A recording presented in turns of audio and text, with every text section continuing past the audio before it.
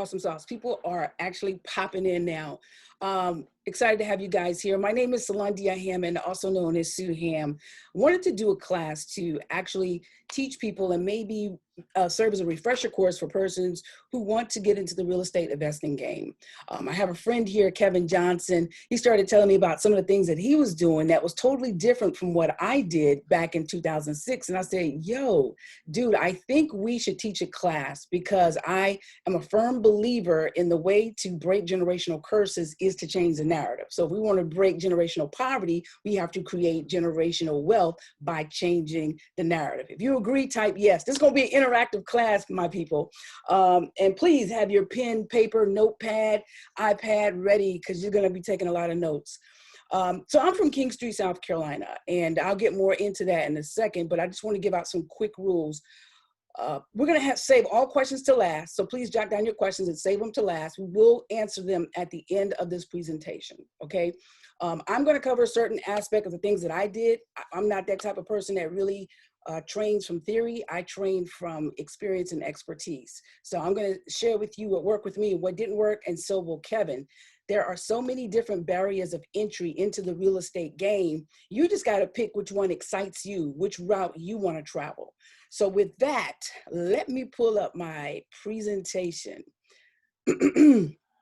All right, I'm hoping you guys can see the screen. If you can't, I'm going to trust. I see Moretta's on here. Moretta, you'll text me if you can't see the screen. So you're going to be my moderator from afar. How about that? So as you can see here, real estate investing, money is really dead in the water, guys. So Moretta says she cannot see the screen. Let's go back. All right. You guys can't see that? Let's see. I don't understand why not. Oh, because I first got to share the screen. I apologize. Let's share the screen.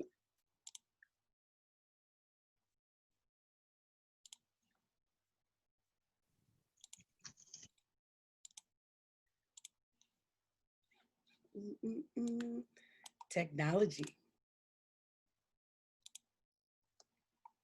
All right, we should be good to go now. Comment in the chat if you guys can see that. Or Moretta, text me and let me know.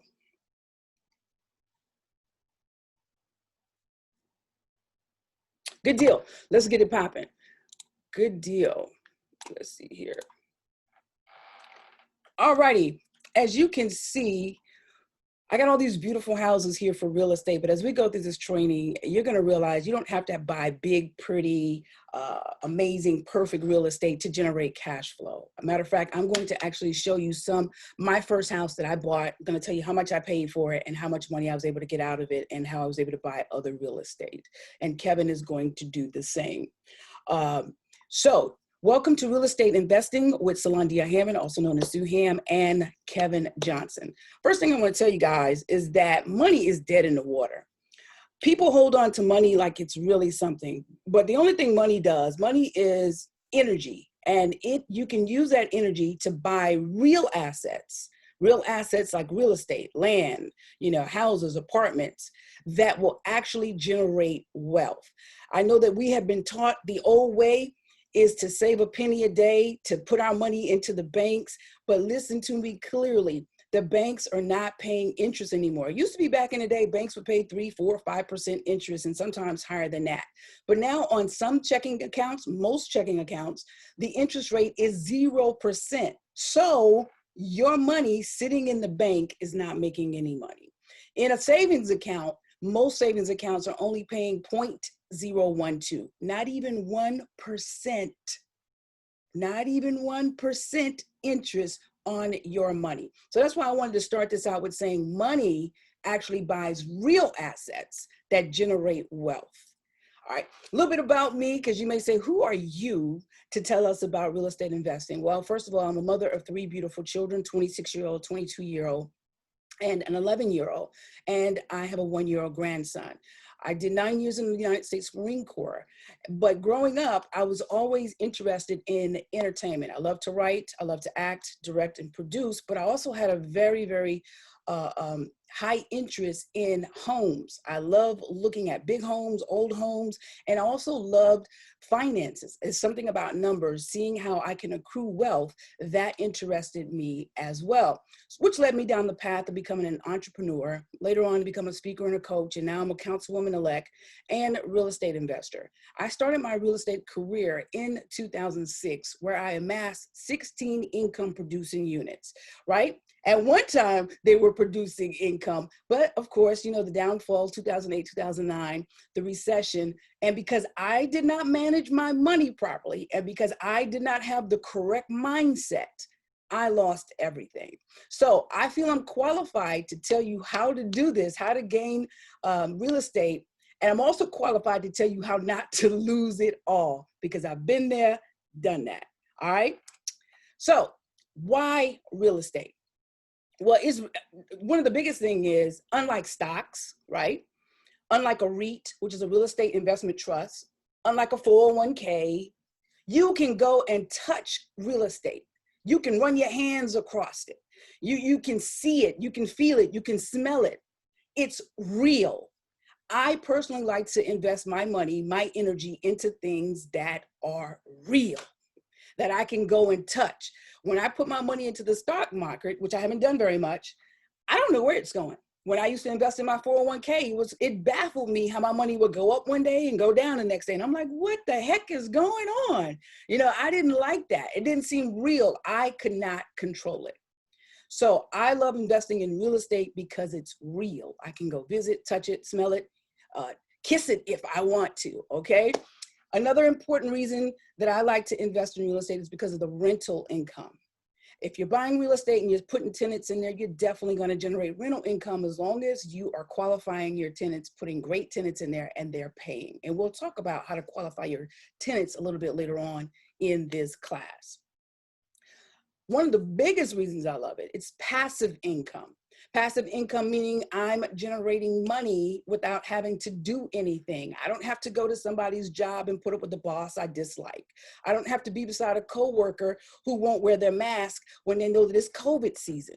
You know, I don't have to call and ask for permission to stay out of work because my child is sick. I don't have to call and ask permission to go to my child's program because I have passive income. That passive income, if you generate enough properties, could lead you to retiring yourself from your job. It really, really can. And I'll tell you how a little bit later in the class. OPM, one of my favorite acronyms for other people's money. I love real estate because I'm getting other people's money to pay off my debt, that debt that could possibly be on that property. Here it is, people are inside my property, they're living, they're giving me their money, and I'm paying my mortgage, and that debt is steadily decreasing, which means they're paying down my debt, and I am going to own a piece of real estate. That rental income can also be used for travel. The reason I put travel is because I love to travel. I love to travel. And so why not use other people's money for that? Of course, anyone who has real estate, whether it's your personal home, you know that real estate brings about a lot of tax savings. Another reason is you want equity in your property. One of the big things I told you when we first started this thing, that money is dead in the water unless it's doing something. So when you have real estate, you're actually putting your money to use. One of the biggest things is it's great to accumulate money, but how do you keep money and how do you multiply money? And when you have real estate, you can actually do all three, which leads to generational wealth. Did we get that? I know I'm covering it pretty fast, but does that make sense to you guys? I can see some of you. I can't see the chat. Thank you, Melquam. All right. So for those of you that have your cameras on, I'll just go by your thumbs up or thumbs down. All right. Another reason why real estate. I was talking with my friend on yesterday, Moretta, and she enlightened me about something. So I had to include this in my slide. Real estate is extremely important. It's so important that at one time, only landowners could vote. So what that said to me was that you weren't somebody unless you own land. So I started thinking about this. Real estate has pretty much been the same since the end of time. Can I get everybody to mute themselves, please? And Kevin, if you, let me see if I can get the, Kevin, if you can, because I'm in the screen, I can't do it, but if you could mute everybody if they don't mute themselves. What that says to me is that real estate is really, really important. If you think about it, back in time, a lot of the kings, a lot of the wars were started because of real estate. A lot of times when people got married, the first thing they did was they gave some real estate. They gave some land to that man and woman who had just gotten married. That's how important real estate is, to the point where only landowners at one time could vote. What I have found in my journey from 2006 to right now, 2020, not a whole lot has changed about real estate. But what I do know is that God hasn't made any more land recently. If he has, please guys, let me know. So on that note, real estate property must be valuable. On that note, if you want to create generational wealth that you can pass down to the next generation, I highly encourage you to get real estate. Are you with me? Is this making sense? Give me some thumbs up or some thumbs down if it's not. Appreciate it. Appreciate it. So determine your why. Why do you want to do real estate? Is it just for the money? For me, that's what it was in the beginning. And I really believe that that's why I lost everything. Because it was just about the money and I didn't really educate myself financially. I had no financial literacy. And because it was just about the money, I was a girl who had never had a bunch of money before. And when I got it, I used it on all kinds of stuff. I was giving it away. I was having frivolous events. I was buying a bunch of vehicles. I had like 7 vehicles sitting in my yard. We're talking from a Cadillac Escalade ESV, the long version, back in 2006, 2007, $70,000 vehicle, Mercedes, BMW, Infiniti, Lincoln, Ford Excursion. So it was crazy. No financial literacy. I had no discipline because my why was only, I just want to make money. I never knew about making money, retaining money, and making that money grow. I didn't think to make my why big enough to keep me disciplined to not blow my money. So I say this slide is very important because I can teach you the strategies all day long on how to accumulate real estate and how to make money. But my friends, if your mind is not right, you will not manage your money and you will not be around for the long haul. And being around for the long haul is what's important. That's why I don't teach wholesaling. That's why I don't really teach flipping. I like to teach for you to acquire your property and hold on to it and continue to make money off that property over and over and over again, and then pass it on down to your children. All right. So it's important that you establish your why. I want to take maybe 60 seconds for you guys to just write down and say, what is your why? 60 seconds. And I'm doing that because it's extremely important to me that you have your mindset right when you go into this thing. 60 seconds, I'm looking at my clock.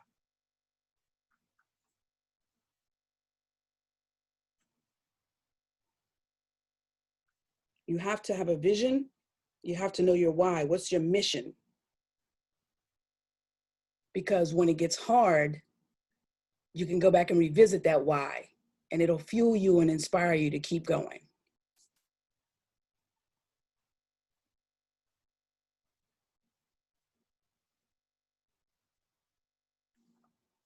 All right. In acquiring real estate, it's so important to build relationships. You can't do it by yourself. It's extremely challenging. You might be able to because all things are possible to the one who believes, but I do know it's extremely challenging. And if you want to go further, you will build a team. What I have found is that you definitely need a great realtor. When I started in 2006, I was working with a gentleman by the name of Franklin Altman here in Kingstree, South Carolina. And he would actually call me every time there was a deal.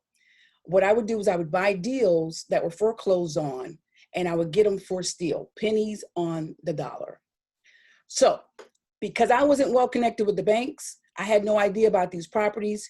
He did. He was a realtor. If I wanted to get these deals fast, I had to connect to a realtor to be able to get these deals.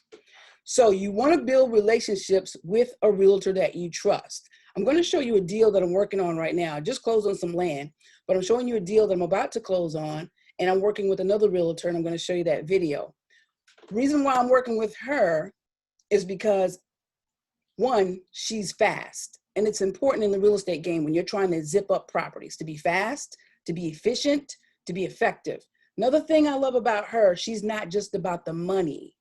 So it's not just about the deal. She wants to protect the buyer. And that meant the world to me. Because when you work with a realtor and all they care about is the money, they don't care if you get a great deal or not. If you haven't done your own due diligence, you're going to be up, you know, that creek that they talk about. I'm not going to say the word. You're going to be up that creek if you don't do your own due diligence. But working with a great realtor like Franklin and like Maggie, I was able to secure great deals. You also want to have a great contractor in your back pocket, not just one, guys, because I can tell you from experience that having one contractor is not going to cut the mustard. Because these contractors, they take on several different jobs. And if you know what I'm talking about, nod your head yes or put your thumbs up. They take on several different jobs. And if you're trying to get a rehab done on your property, or if you're trying to build a new property, it could take forever. So building a great relationship with contractors is important, especially if you're looking at buying a property that may be a little dilapidated and you want to get some repairs. If you have with a contractor, you could actually get that contractor to come out to that house and give you a quote on what those repairs would cost, so you would have an idea of the repairs. You also want to make great relationships with lenders. And I'll tell you more and more why, as we get into this, why it's important to establish these relationships with attorneys and other investors. Other investors sometimes can fund your deals, or they can tell you where to find deals. All right, so I want to show you a quick video with Maggie Cooper and how she is schooling my son, my 11-year-old, because he and I are coming out with a real estate class where we're going to teach young people how to invest in real estate. She's schooling him on what a walkthrough is. So one of the things about passing on generational wealth for me is to teach the next generation. And so in doing so, I'm teaching my son and then teaching the public, because children can own properties as well. Okay, so we're about to go do our final walkthrough. You ready for this? All right, so we're gonna see what a final walkthrough of property is. Let's go. I'm here at my realtor. We just did our final walkthrough. Maggie, introduce yourself. Tell people who you are, what you do. Hello, everyone. My name is Maggie Cooper. I'm a realtor with United Real Estate over in the Florence area, and I actually serve the whole South Carolina area, not only in the Florence area. So if you have any real estate needs, don't hesitate to give me a call. I can be reached on social media. I'm actually on Facebook and on Instagram, and you can also call me anytime. My number is 843-687-1730. I'm your real estate girl. Call me anytime with any of your real estate needs. Awesome. So you know, I'm teaching my son the process. I was a real estate investor back in 2006, and we're back in the game. We just did a walkthrough. Can you explain to him? I know he went through, he has an idea, but can you just explain to someone who may be watching what a walkthrough is? Absolutely. So pretty much once you get that clear to close from your lender, that's whenever you want to prepare for that final walkthrough. Is usually the week before closing, or probably the same week of closing, but you wanted to do it a couple of days before closing. You want to actually come into the property and make sure that if it was a property that someone was moving completely out, you want to walk in the property and make sure all of those things in the property has been moved completely out. If there was any inspections done, you want to actually make sure all of the items that were listed in the inspection, that we send over that repair addendum over to the listing agent and to the sellers, we want to make sure all of those items has been handled and everything has been taken care of. So the house is pretty much, or that property is pretty much set and ready to go, so you can take possession on the closing day. Awesome. So that's pretty much what that final walkthrough is. Awesome. So we just walked through here looking at a duplex, and we're excited. Jackson, anything you want to say that you've learned about the process so far? You always have to check what's wrong about the property, because you got to make sure what to fix. And you have to make sure that you have insurance, so the cost of the fees won't be a lot. Okay, good deal, good deal. That's good, that's good. But if you also buy a rental property, you got to make sure it's a good investment, right, on your money, to make sure that, because when you get into bed, when I say get into bed, I'm talking about with the mortgage company, or if you're paying for it all cash, make sure it's a good investment and you're not just putting money down the drain. So what's more important, money in the bank or money in investment properties? Money in investment properties. Exactly. Awesome sauce. Maggie, thank you so much. You've been phenomenal. Guys, this is Sue Ham. I'm telling you right now, get with this young lady. She goes hard in the paint. She answers calls, texts, emails. She's got your best interest at heart. 24 hours a day, 7 days a week. I'm here for you. Just holler at your girl. I'm here to help you with all of your real estate needs. Awesome sauce. Thank you so much, Maggie. Appreciate you. Guys, that's why it's so important to establish a great relationship with the realtor. And I know you got that sense from Maggie that she's not just trying to make a dollar. She is serious about helping buyers secure their dream. All right. Let's talk about single family versus multifamily, building versus existing. So when I first got in the game in 2006, I bought a bunch of single families. And then I bought an apartment. It was a house that was broken down into 7 different apartments, okay? And that's what really, that's what really did me in, is those apartments, and I'll explain why. A single family home is an independent residential structure that sits on land and is designed to be used as a single dwelling, having one kitchen and unshared walls and unshared utilities. That's what a single family dwelling is. Personally, I don't really recommend getting into too many single family dwellings unless you employ the techniques that Kevin is going to teach you about. Because when you get a single family home, if you put a tenant in there and that tenant decides to move out, now you have no cash flow whatsoever. Vice, if you have a duplex, which is a multi-family home consisting of 2 to 4 units, well, a duplex is 2 units, but a multi-family unit can consist up to 4 units without having to do a commercial property. You're gonna have more tenants in there to help offset the cost of the debt that you may incur. Without getting a commercial loan, you can secure a quad, which is a 4-door unit. So what that means is you yourself could actually walk into a bank and get a loan on a quad that has 4 doors that will house 4 families. Anytime you go over 4 units, it's now considered a commercial loan. Typically, they want more money down. Typically, there's a lot more red tape, okay? But right now, you can actually go and purchase a duplex, a triplex, or a quad without going through all of that red tape. And I'll tell you how you can get financing as well. Now, with the single family, I will say this. A lot of my single family homes, they were foreclosed homes here in Williamsburg County. I was able to pick them up for really, really, really, really cheap. And typically I paid for them in cash. I bought homes that were $8,500. I bought homes that were $14,000, homes that were $30,000, and I paid for them in cash. And I'm going to tell you how I got that cash to pay for them. Yes, with my first home, I had already saved up my money, which was the $8,500 home. I saved up that money to be able to purchase that. But when it came to purchasing the rest of my homes, I actually used the bank's money. And I'm going to tell you how I did that. There are other ways that you can acquire single family homes, which are through tax liens. I don't teach what I haven't done. Tax liens you can get homes sometimes for $500, sometimes for $5,000. These are properties that either families have abandoned, or maybe they have family members that have died and the heirs don't want them, or maybe someone actually could not pay their taxes and now that is now property of the county. And so the county cannot afford to house these properties and take care of them, so they auction them off at tax sales, okay? So you have to decide now, do you want a single family or multifamily?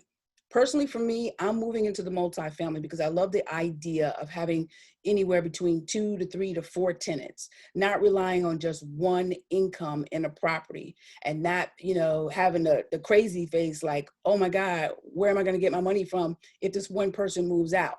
However, if you do have a single family and you decide to go that route, my friend Kevin is going to come up in just a few minutes and tell you how you can actually make that single family home work. Building versus existing. As I stated before, I just recently bought 1.2 acres of land, and it's really in a great subdivision. And so now what I'm looking into is checking the ordinance. And the reason why I'm checking the ordinance is I have to make sure that I abide by the city and the county laws to see if I can actually put up an R2 type of property, meaning a duplex in that residential community. And so because the duplexes here in Williamsburg County are pretty much non-existent, the ones that are here, they're already occupied. I would have to build if I wanted to generate income through a duplex. So that involves, again, having a relationship with contractors, because you're going to need a general contractor to come out and bid how much it's going to cost to erect those duplexes. Now, 1.2 acres, I was thinking for the long haul. I was thinking about breaking up that tract of land and actually putting maybe 3 or 4 duplexes onto that land. Now let's think about that.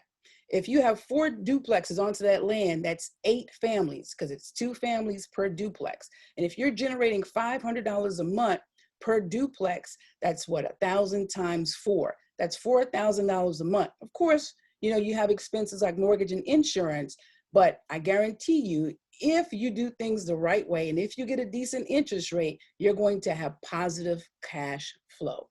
So you guys have to decide, do you want to get in the game by building a new construction, or if you want to go and look for existing construction?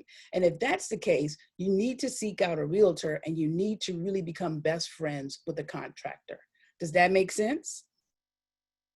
Awesome. All right, so here's the formula I used and the formula I use today. It's the brrr, it's really freezing up in here.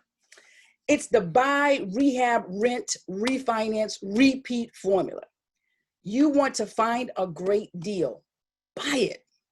Then you want to fix up that property. Again, I'm going to show you my first property, and you're going to look at it and you're going to be like, ugh, property doesn't have to be beautiful at first. I see potential. And so when I see that potential, I look at what can become. So you want to fix it up. Then you want to find great tenants. Then you want to refinance it. And this is why you need to have your credit together. And this is why you need to have relationships with lenders, because a lot of times, even if your credit is not 100%, if you've got great relationship with lenders, they'll feel your vibe, they'll know what you're about, and they will take a risk on you. Sometimes it might be with a little higher interest rate, but that's what you have to decide if you want to do that, okay? And then repeat the process. This is how you generate generational wealth. All right, here is my first house I bought for $8,500 on 706 St. John Street in King Street, South Carolina. Don't throw up, guys. If you're eating, I'm sorry. Please don't throw up at this moment. Erica's smiling. I bought this house for $8,500. From the front, the first picture, you're like, oh my God, that's beautiful. It's amazing. And I went in there and it was just like, oh my God. Now, I will be honest with you. The pictures on the bottom, the house didn't quite look like that when I bought it. However, it still was in bad shape. The last people who ever occupied this property, this is what they left it, or either maybe somebody vandalized it. I don't know. But I pulled it up today. And a funny thing, this property, according to Zillow, is now estimated at almost $70,000. I bought this property in 2006 for $8,500. I'm no longer the current owner, okay? Tell me what bank will appreciate your money like that? Where can you grow your money like that? In what bank? Let me know and I'll put it there. Some people get huge tax returns. Some people get life insurance policies from a relative dying. Some people have gotten a bunch of money from the government now. I am encouraging you to go out and find properties to put your money in. Why? Because real estate is real. You can touch it, you can smell it, you can feel it, you can see it.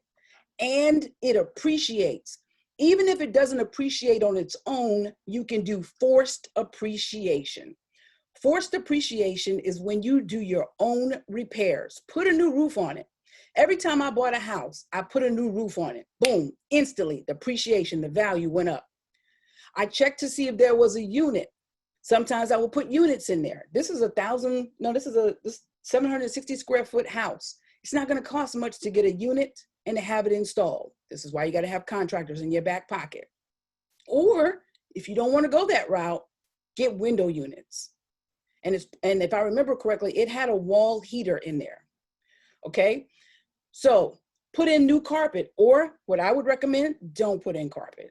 yank the carpet out. Back in the day in 2006, that's what I was doing. I was putting in carpet in my property. But now I say yank the carpet out and put in these gray flooring. That way if someone smokes, they got kids that's dropping stuff all over the floor. If you're an adult that's clumsy like me, the flooring is going to be protected, right? It's less money out of your pocket. And do some landscaping. You would be surprised at how much landscaping will cause your appraisal to go up. Again, look at the first picture. That house looks fine. But then when you come inside, it's like, whoo. And I don't get turned off by these things because I know contractors. And I know with that bathroom, I could take $3,000, $4,000 and make that bathroom look like new to the point where you would never want to leave it. I could take $3,000, $4,000 and make that kitchen look like new. And I wouldn't have a problem with doing that because if I'm purchasing the house for $8,500 and I'm putting 3 in the bathroom, 3 in the kitchen, we'll just say the house at $9,000 plus 6, that's $15,000. Now here's a secret I want to tell you. Back in 2006, when I purchased that house for $8,500, I put $3,000 with the repairs into it. That was it. That house appraised for 50 grand back in 2006. Remember the formula I told you? Buy, rehab. I bought it for $8,500. I put $3,000 worth of rehab into it. Before I even rented it, I went straight to refinancing. I went and refinanced it, pulled out that house appraised for $55,000, I'm sorry. Pulled out 40 grand, and then I put a tenant in there and I let that tenant pay my mortgage and insurance, and then I repeated the process and found another property. Does that make sense? So I bought the property for $85,000. I did the repairs, put $3,000 in. Then I refinanced it and pulled out all of the equity. Then I put a tenant in and they were responsible for paying my mortgage. Of course, they paid me the rent, but that rent went straight to the mortgage company. Now, remember, I only had $8,500 in the deal plus the $3,000 for the repairs. So technically, $3,000 for the repairs. So technically I only had $11,500 out of my pocket. And here it is, I get a check from the bank for 40 grand. So I got my money back and then some. So now I was on my way to repeat what I just done. Now here's what I want to show you guys. I want to show you what this property, and I couldn't believe it, I was blown away, what this property sold for last year. Again, on realtor.com, it's saying the estimated value is $69,700. Well, look at that. This property sold for $11,000. September 27, I see Mel Quam's face like, are you serious? In 2019, this property sold for $11,000 in the state that it was in. Do you know why? Because a real estate investor saw past all of this nastiness. What they saw was that they could bring in a contractor to fix this, then put a tenant in it, then refi it and get the money that they put into it and walk out like a fat cat. You're talking 70 grand. You're paying 11,000 for it. You're putting in maybe, I don't know, 6, 7, it depends on how far you want to go with the repairs. We'll say $10,000 worth of repairs. And then you can turn around and pull anywhere between $30,000 to $50,000 out of this house. And the tenant is the one that's paying down your mortgage. Now you can touch this property. This is property that you can own. As long as you have a tenant in there, they'll pay the mortgage. And guess what? Now, one day, depending on how you have the mortgage structured, whether it's 10 years, 15 years, 20 years, 30 years, you're going to own that free and clear. You can pass that on to family members, or you can go right back to the bank and refinance it and pull the equity out again, because that tenant is paying down the mortgage, which means that your equity is rising. Does that make sense to everybody? All right, good deal, good deal. I'm just excited about that. I'm just telling you, I don't know about y'all. I get excited about that. Really excited. So That was my first deal. Now imagine you doing 10, 15 of those. If you wanted to do single family homes, the money would add up. All right. So this is a deal I'm working on right now that I'm in the process of closing. It's a duplex. It looks like a regular house, but it's a duplex. Duplexes can be side by side. They can be on top of each other. However it is, you know, like I told you, I don't get like turned off because the house is ugly on the outside or in the inside, because in my mind, I'm thinking about the money that I can force the appreciation. What can I do to force this appreciation?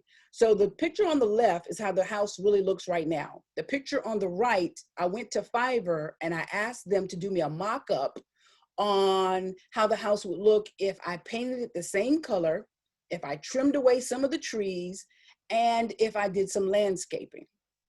Now, the house on the left is 75 grand, right? I guarantee you, if I go over here and paint this house, trim up the trees, clean up the debris and all of this stuff, I'm forcing the appreciation. This house is going to appraise for, because it has a new roof on it, $125,000, $130,000 easily. So I can turn around and refinance it. But here's the great thing about this house. It actually has tenants in it. Down here, there's the pictures of the inside. It's got hardwood floors, which is great. You don't have to worry about removing carpet when tenants are out. The kitchen, I mean, you know, it could use a little bit of updating, but to be honest with you, just going in, I don't intend to update it anytime soon because the inside is not bad at all. All I'm focusing on right now is just the outside, the landscaping and painting and trimming down the trees. And at this point, the property is accruing $1,250 in rent. $1,250. I'm hoping you guys can see this. So when you're going in to buy property, what you want to think about is, how do I know that this is a good deal, right? One of the things that you can do is a 1% rule.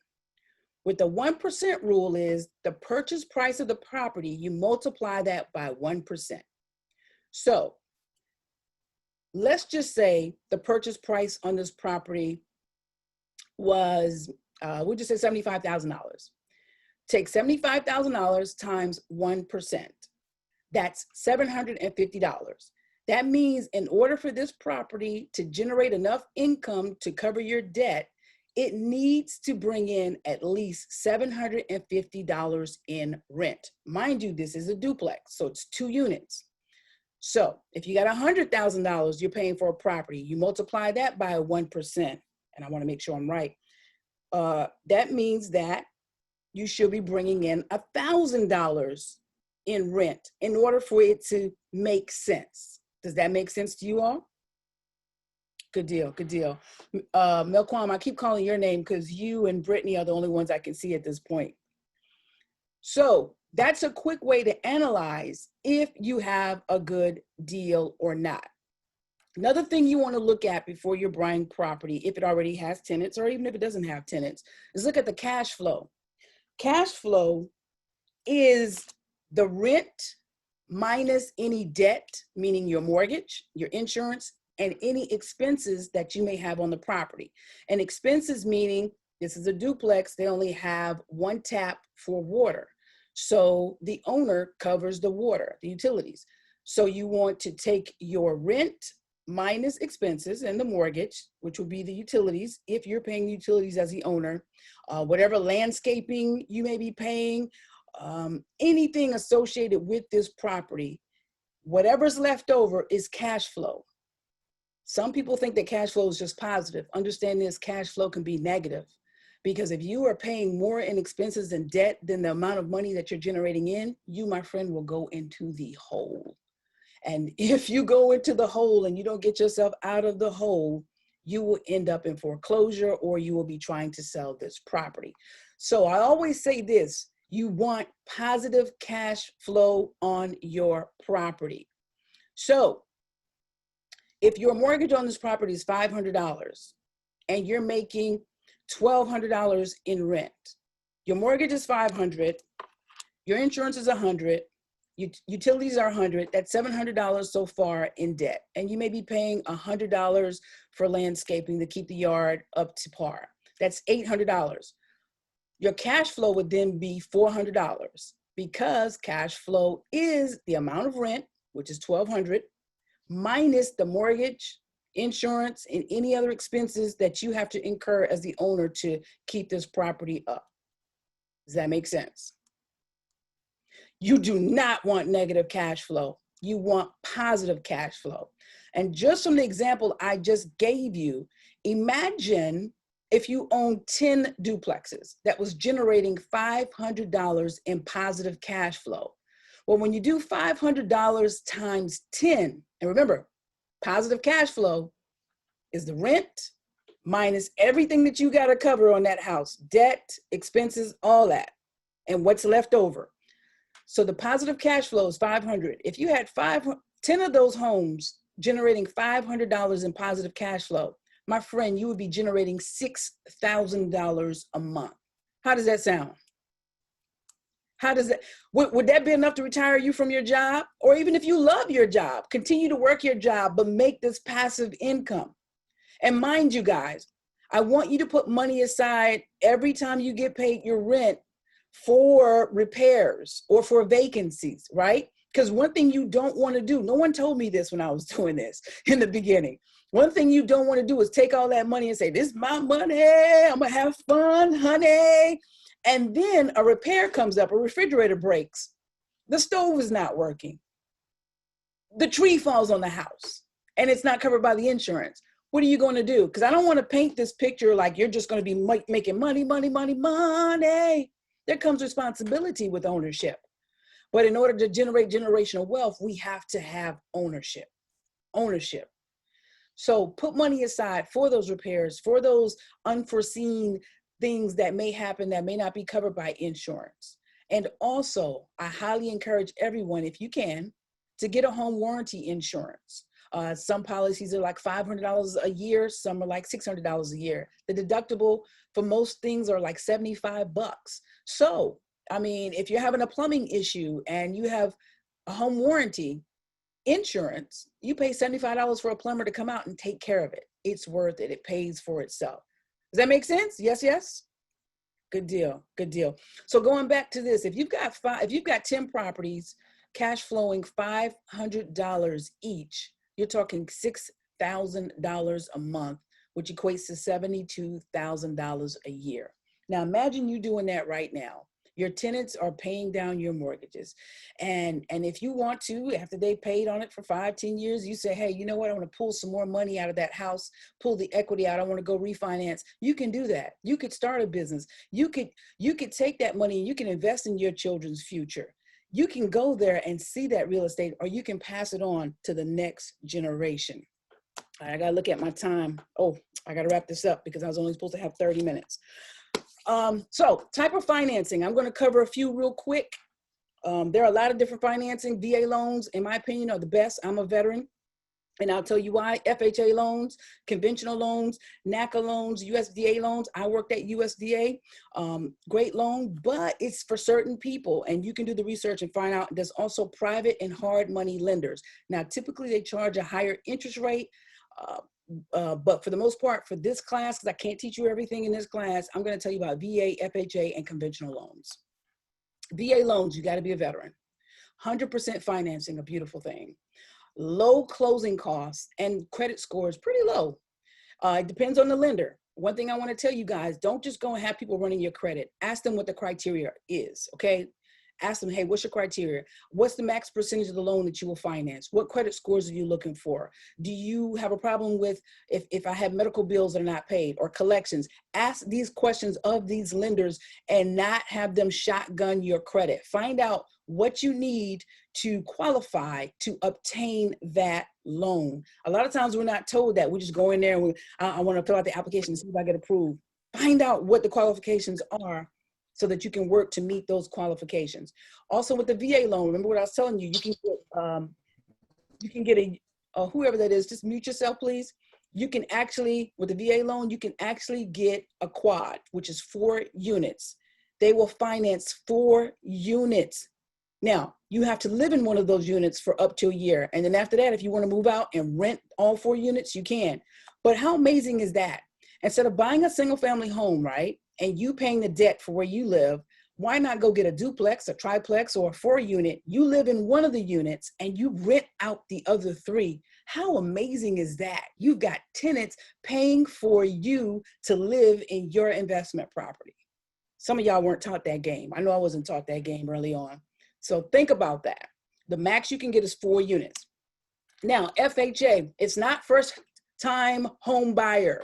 Most people think FHA is first time home buyer assistance. It's not. It's federal housing. Federal, meaning that the federal government is going to, oh, I'm drawing on my screen. The federal government is backing this thing. So that means that you can go get one. Doesn't matter. Doesn't matter. You can go and qualify. As you can see, the interest rates are pretty low. It's going to vary from lender to lender, but for the most part, you can have credit scores for as low as 550, 585 to qualify for an FHA. I don't know. I don't think that's me writing on my screen, but maybe it is. That's strange. But anywho, that's, the thing about the FHA loan is you have to pay mortgage insurance. Oh, that was somebody else writing. Was that you, Kevin? It wasn't? You have to pay mortgage insurance. And you have to do that for sometimes 10 years, sometimes the life of the loan. All right. And one of the great things about the FHA is your down payment is a lot lower. So if you're getting a loan for $100,000, your down payment is $3,500. And you can get that gift from a family member or someone else. Okay. So it's really attractive because the down payment is so low, and you can get your down payment and closing costs from someone else as a gift. You don't have to have it, and your credit score can be low. And some FHA loans will do up to 4 units, just like a VA loan, or you can do duplex or triplex or 4-unit, but you have to live in it for a year. Now, conventional loans, they want a little bit higher credit score, and sometimes they want a little bit more money down, okay? So what I try to tell people is if you're starting out with a loan, you may want to try FHA first, or VA if you're a veteran, get your feet wet, show that they can trust you with these loans. But if not, do a conventional loan. And the way to do the conventional loan, like I said, you can save your money and buy your own property the first time around. Then when you go to refinance, you've got your property as collateral, and they're going to be more prone to give you that loan. You don't have to worry about mortgage insurance, so that's not an extra expense. And only part of the gift can be used for a conventional loan. With a conventional loan, I think they will allow you to have up to 10 loans on your own personal credit until they make you convert until business. So that's another great thing. If you have 4 or 5 rental properties, right? And let's just say you own them free and clear, and all of a sudden now you want to refinance, you can actually go with a conventional loan and refinance all 5 of them if you want. Okay. So I think I made it through, Kevin. I went over just a little, about 18 minutes.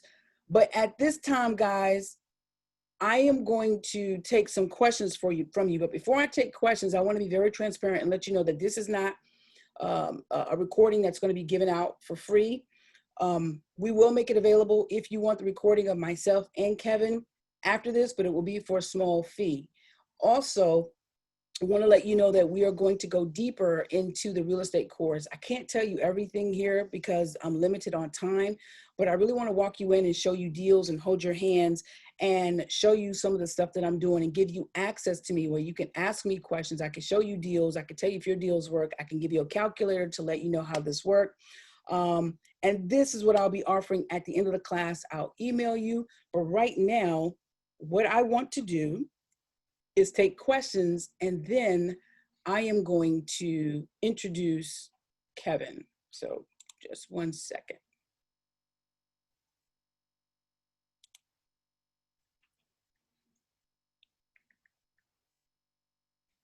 All right, so I'm going into the chat. If you would, guys, just tell me what your questions are real quick, just on what I've covered so far. And then Kevin is going to tell you how to acquire deals with no money down, how to use your single family home to generate money.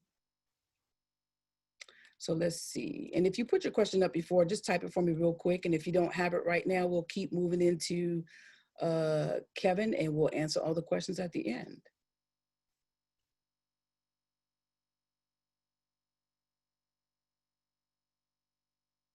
Oh, someone just, Sabrina said, great info. I'm excited. Awesome, awesome, awesome, awesome. Guys, if you want to get in and get in the game and change what's going on in the world, you got to do it through money. I'm just going to be straight up real with you. You got to do it through money. And it's not as hard as you think. Like I said, you can go to these tax sales at the end of the year and get properties for as little as $500. Or if you want to be a wholesaler, you can do that. Or if you want to connect with realtors and find your properties, you can do that. Or you can go on the internet and look for properties. Kevin is actually going to tell you some of the things I've done, he's done, which is drive in your neighborhood and look for houses that are distressed, that looks like nobody lives there or have lived there for years, and how to contact owners, make offers, and then you own that property. But whatever you do, I need you to own some property. Okay, question. How did you build your team? Or more specifically, how did you know they were good people to work with? Well, with Mr. Franklin Altman, which I still work with him, I went through him to secure the deal for my land. I don't know, it was crazy. It was like the universe was ready for me to be there. I just saw a property that I wanted when I first moved here. I actually bought my own home when I first moved back to King Street in 2003, and he was the realtor, and I really liked his vibe. I'm attracted to people who are go-getters. I'm attracted to people who move quickly. And I speak quickly, and I apologize. It's the caffeine right now, guys. But I'm attracted to people who, if I see something I like, that they're going to go get it for me, because I know that great deals don't last. And Franklin was that type of person. And he was great with communication, and he was connected with banks that could tell me about these loans. Now, recently with Maggie, I actually saw property online, and I just filled out the paperwork and said I wanted more information, and I got connected with her. We talked on the phone, and instantly there was a connection. And when I tell you the first property I saw, it fell through because the owner took it off the market, she was still sending me information and saying, hey, this is this, this is that. And I really liked that. She could have stopped, but she was like, yo, I know you're an investor. You're looking for something. Let me try to satisfy you, give you other things to look at. So I think for me, I'm looking for someone who responds, who emails, who texts, not just call me, because sometimes I can't get on the phone. Email me, text me, who is concise, who is consistent, and who is persistent, and who has my best interest at heart. They're not thinking about that 6% commission that they're going to make. They're thinking about having a long-lasting relationship with me where they can continuously make a 6% commission. So I hope that answered your question. When it comes to contractors, I actually started looking at houses that were being repaired, rehabbed, or being built from the ground up. And I would actually go to those contractors and I would look at their work, and I would ask for cards, and I would ask people in the community, hey, what do you know about this contractor? Are they trustworthy? Do they come to work? You know, do they do the job 100%, or do they do it 90% and then walk off the job? You know what I'm saying? So, or you know, I'd wait a year. Has your house started falling down from the contractor's work because they're slack? So I'm watching, I'm asking, and I'm doing my research when it comes to those contractors and whatnot. Okay. No other questions. I must have covered that fairly well. Do you work with realtors in the Columbia area? I have not worked with any realtors in the Columbia area. I work with Franklin and I work with Maggie because they can handle all of South Carolina. And I just built that relationship with them. It's kind of like that. You know how we build relationships with people? We just continue to use the people that we're with. But I am open to new people because I want to help as many people as I can. And sometimes people in other areas could show me things that I may not see. I hope that makes sense. Is How the Kids Going to Be in Real Estate going to be a paid course? Yes, that's going to be a paid course that my son and I will teach on how to get kids involved in real estate. Will you give your contractor list out to others? Some of my contractors are general contractors and some of them are subcontractors. Here's what I can do. It depends on where you are. I can send you a list of people. I have no problem with referring people because I believe in everybody eating. So if you email me, which you've gotten emails from me with my email, you can email me at sueham.com. You can go to sueham.com and contact me and tell me what type of contract you're looking for, and I have no problem with referring them. Have you done commercial property, and is it the same process? I had a 7-unit apartment, right? But the way the banker did it, that should have been commercial property, but it wasn't. it was actually on my personal credit. These bankers can be very creative, guys, when they want something to work, okay? Very creative. So don't talk yourself out of a deal. So technically that was a commercial property. And what I should have done at that time was I should have evaluated that property more when it came to the rent. All I saw was that there were 7 units, right? And they were occupied, and I got because the people that were in those units were not paying their rent. But because my ego was just so happy that I was buying an apartment with 7 people, 7 units, and I could be able to tell everybody, I have 7 units, I have an apartment. I got, and I went downhill from there. So when you are buying property, and if you don't intend to evict the tenants, please make sure you ask for copies of the lease, ask for copies of their driver's license, ask for copies of their W-2s or where they work. Do a background check, do a drug test if you want to, because that's your property. And if you have the wrong tenant in there, they're going to run your other tenants off if you have a duplex, triplex, quad, or if you have more than 1 unit. So hopefully that makes sense. I am looking to do commercial real estate, and my game to commercial real estate is to continue to buy other properties to be able to refinance and take the money off. I was looking at a 16 unit that was, had 16 people in there, and the rent was like $400, and they wanted 400 grand for it. Well, I already know that they're probably going to want 20 to 30% down on that. So you're talking about, $100,000 or $80,000 to $100,000. And, the best thing is to always use OPM, other people's money. So whether it be a hard money lender or whether it be you refinancing the current properties that you have and putting that down, that's the way to go. But my goal is to get into even bigger things. But if that's not your aspiration, listen to me clearly. Get yourself a couple of duplexes or triplexes or quads, put you 2, 3, 4 tenants in there and collect your money and let that money build up over time. You don't have to go large, because you got to remember, you are going to have to manage that property too. Now, either you're going to pay a property management company. They typically charge 6 to 15% of the rent. Okay. So I generally like to tell people 10%. So if you're collecting rent, $1,200, and you have somebody managing your property, meaning collecting your rent, taking care of the repair requests and all that, you're going to pay, if they're paying, $1,000 in rent, you're going to pay a property manager $100 a month to take care of your property, collect your rent, and take care of those concerns. Or you can do it yourself. So that's something you have to determine too, and that is something you have to account for in your expenses. If you're just starting out, you only have 1 duplex, or you only have 1 single family, there's no need to hire property management unless you can really afford it and you don't mind. Otherwise, I'd recommend you do it yourself. Don't be a slumlord. Don't be a slumlord. I went through some properties, and some of the tenants were like, they hadn't seen their landlord in a year. They had stoves that weren't working. Don't be a slumlord.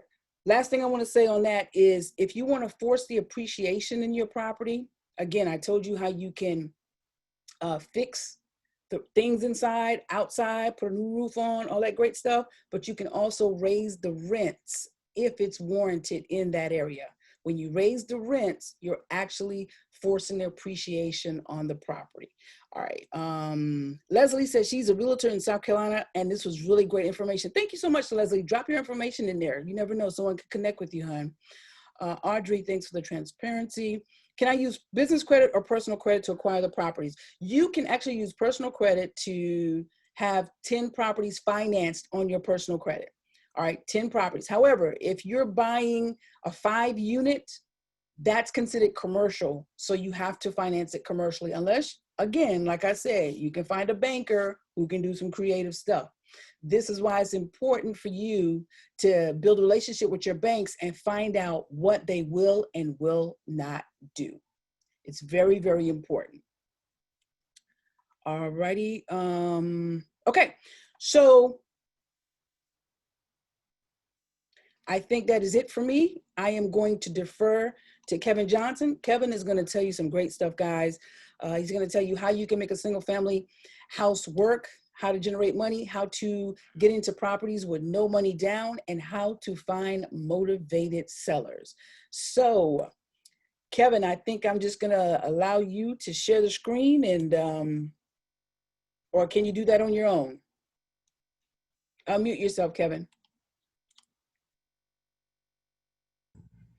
Yeah, I think I've got it now. All right. Good deal. It's on you. Okay. Well, welcome to the presentation on real estate investing. As Sue mentioned, my name is Kevin Johnson. And what you will learn today is basically how to get started in real estate, acquiring no money down deals, finding motivated sellers, making money on a property before you buy it. Oh, let me go back here.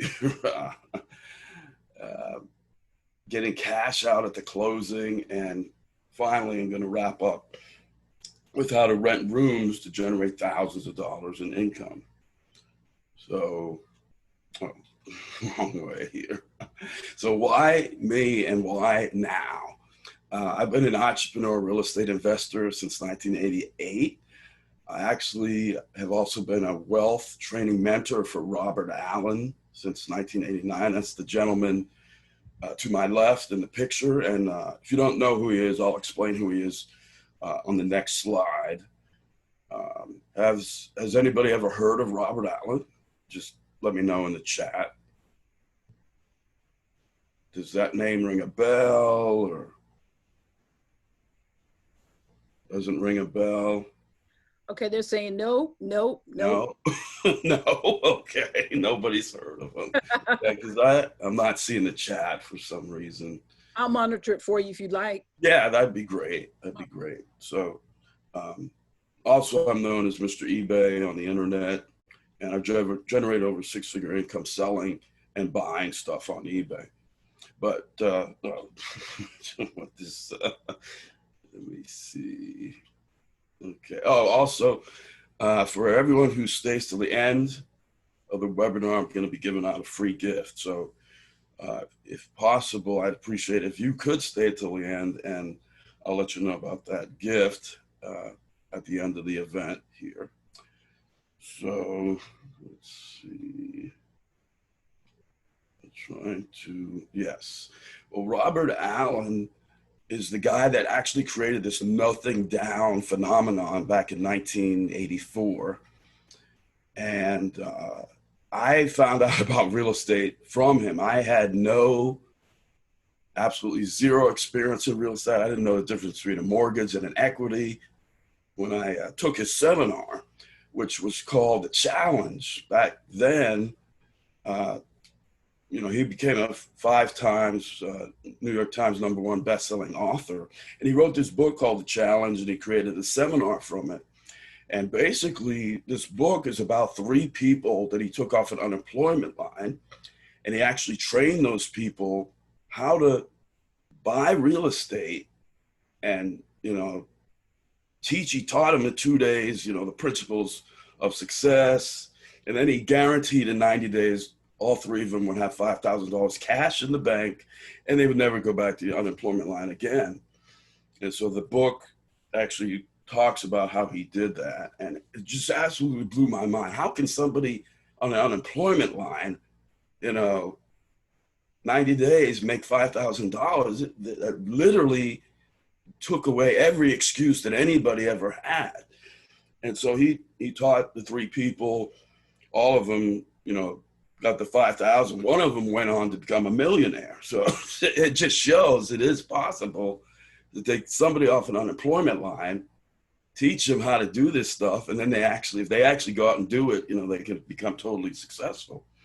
So why is I'm going the wrong way here with the slides. So basically, as I said, the 3 people that Bob wrote about were at this event that I attended back in Cherry Hill, New Jersey. And they shared how they were able to buy their first property. And so I literally just copy and pasted the formula they were given by Bob to buy their first property. And so formula, basically, this is all he said, is go place this ad in a paper. Back then, newspapers were very popular. You place an ad in the real estate wanted section, and this was the ad: I buy house for cash and/or terms, and then call. And back then, it was my name at my phone number. And so I did that, and I got all types of calls. I didn't know what the heck these people were talking about because I was brand new to real estate. And so this one lady calls me, and then this ad is just one of the ways that can be used to find the motivated seller. So, and I'll discuss one of the other ways. But the seminar taught me the basics of how to buy real estate. And the key principles are you have to find a good deal. I mean, without the deal, really, you can go get a realtor, go pay full price, go put 20% down, get a mortgage. I mean, that's how everybody does. But if you want a good deal, there's a system to finding those deals. And then you've got to find a way to fund the deal. And you can fund it the traditional way, put 20% down, get a mortgage, or you can get an investor to help, go and split the profits. I mean, there's tons of ways to fund the deals, credit cards. I mean, there's just numerous ways to do that. And then once you have the deal, you have to decide how you want to deal with it, which is called farming. And farming basically consists of you can keep the property and live in it, you can sell it, you can refinance it, or you can trade it. A lot of people do what they call 1031 exchanges, where they actually trade properties without any cash involved. So that's just one aspect of the farm it, or the 4 ways that you can deal with farming it. So you're going to go to, this is the property that I purchased after, during his course. I placed an ad, and this woman called me, and she had a problem. She was married. Her and her husband were getting ready to move to Virginia because her husband was a railroad conductor. And so, he had to transfer, and they did not want this house. They were buying a new house in Virginia. So she saw my ad, she called me, and this is the house right here. It's a duplex. And like Sue said, duplexes are really, for a beginner, the best place to start if you want to get into real estate, especially if you're not a homeowner right now, because you can live in one part, rent out the other, tenant pays basically all your expenses, and you cut down on your living expenses. And so she tells me, the issue is, I don't have a mortgage on this property. All we have is like a home equity loan for 10 years. And all we want to do is you just take over the payments. And so I was like, wow, this is, no credit check, no job check, no urine check, no blood sampled, none of that. Just take over the payments. And so I had to get a lawyer to draw up an agreement that this is what I would do, and that I would not get the title to the property until I paid off all the payments. And so I went to the closing. I believe I had $3.67 in the bank when I actually bought this property. And it was like, this stuff really worked. You can buy property with absolutely no money down. I mean, it does happen. People, I did it. I proved it could be done. And that was like, it blew my mind. However, I didn't have the course on how to deal with tenants. I didn't take that training. I just didn't know what to expect when it came to tenants and maintaining a property and taxes and all these other crazy things. And so that property soon went bye-bye, because I was clueless. And that's where you're like, well, I highly recommend that you get some training from a mentor on how this stuff works, or you'll be just going out trying to do this and failing over and over and over, or eventually the property goes bye-bye because you don't know what you're doing. So, that's critical that you get some teaching, because you can read about it in the book, but it's just not the same as actually getting somebody to handhold you through the process. So how do you find these motivated sellers? Well, bandit signs are one way to find the motivated sellers. They're these signs you've probably seen on the side of the road that says, I buy property for cash, call Ken, and then the phone number. Or there's just tons of them out there. And 99% of these people are investors who have usually either taken the course or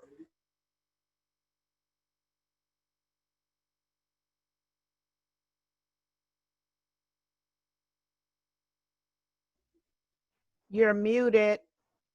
You're muted.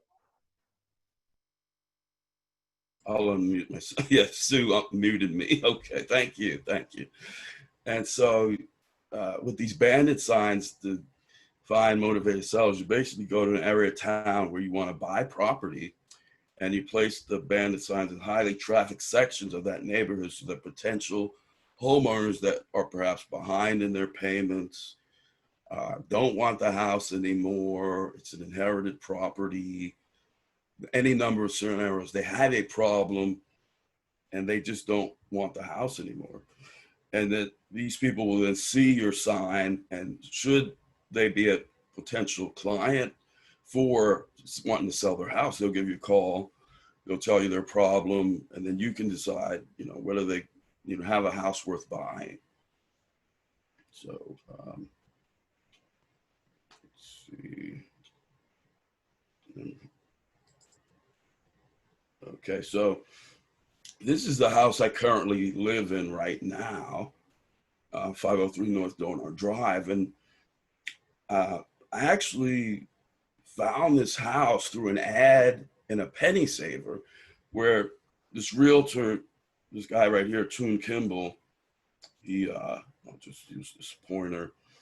He had this little ad that I will send you 100 MLS listings of great deals below market. And I was like, this guy, I definitely want to get these listings because the money is made on the deal up front. And so he sent me like this big stack of listings. And I happened to look at this listing and I said, look at this list price, $89.9. And then I saw this OP price. I still, this day, don't know what that is. If there's a realtor on, maybe they know what OP price is. But I said, look at the difference. 89, 159. This must be a great deal here. So I immediately contacted him and said, I got to see this property. This is, 89 list price and then value, I guess, 159.9. This is, 59, something 69,000 below market. So I contacted him. I went out, see the property. He told me it's a foreclosure. Because as you can see here, bring offers, sale subject to third-party approval. The bank was getting ready to foreclose on it. And so we immediately made an offer. The bank counter offered. And this is what happened. The bank, I don't know if you can see that, but the appraisal came in at 135 for this house. And so, they actually only wanted 105,000 for the house. So I'm like, this is a good deal. $30,000 below market. I can live with that. I'm getting instant equity buying the property. So I close on the property, no money down, 100% financing. I paid. There's, I don't know if you can see this, but I paid right here about 121 for the property because, actually I paid 105. That's the price I paid. But then the bank, because they had all this equity, they're like, we're not going to do this deal unless you pay off your credit cards, your student loan. And so I agreed. Yeah. So I actually got the loan. After all the closing costs, it was like 121, and so the loan, we did a double closing on April 22nd. We had our first closing where I came in, got a mortgage for 121, and bought the house, and that included the $7,000 in debt payoffs. So then I think a week later or so, we did a second closing, April 30th, where I paid off the first mortgage. And let me take this away here. And I received an extra $1,473.54, plus the cash from the other closing of the $7,000 in debts, for a total of $8,497.20 cash that I got back at the closings. So I made money when I bought the property, which was great. You know, I was ecstatic. No money down deal. I made $8,000 plus on the deal. I mean, this real estate stuff really works, and that's not even the best part. So about a year later, the same house was appraised at $155,000. So, you know, I was like, I mean, I really didn't do too much other than some cosmetics, fix up paint, carpet. We painted the whole house, the interior.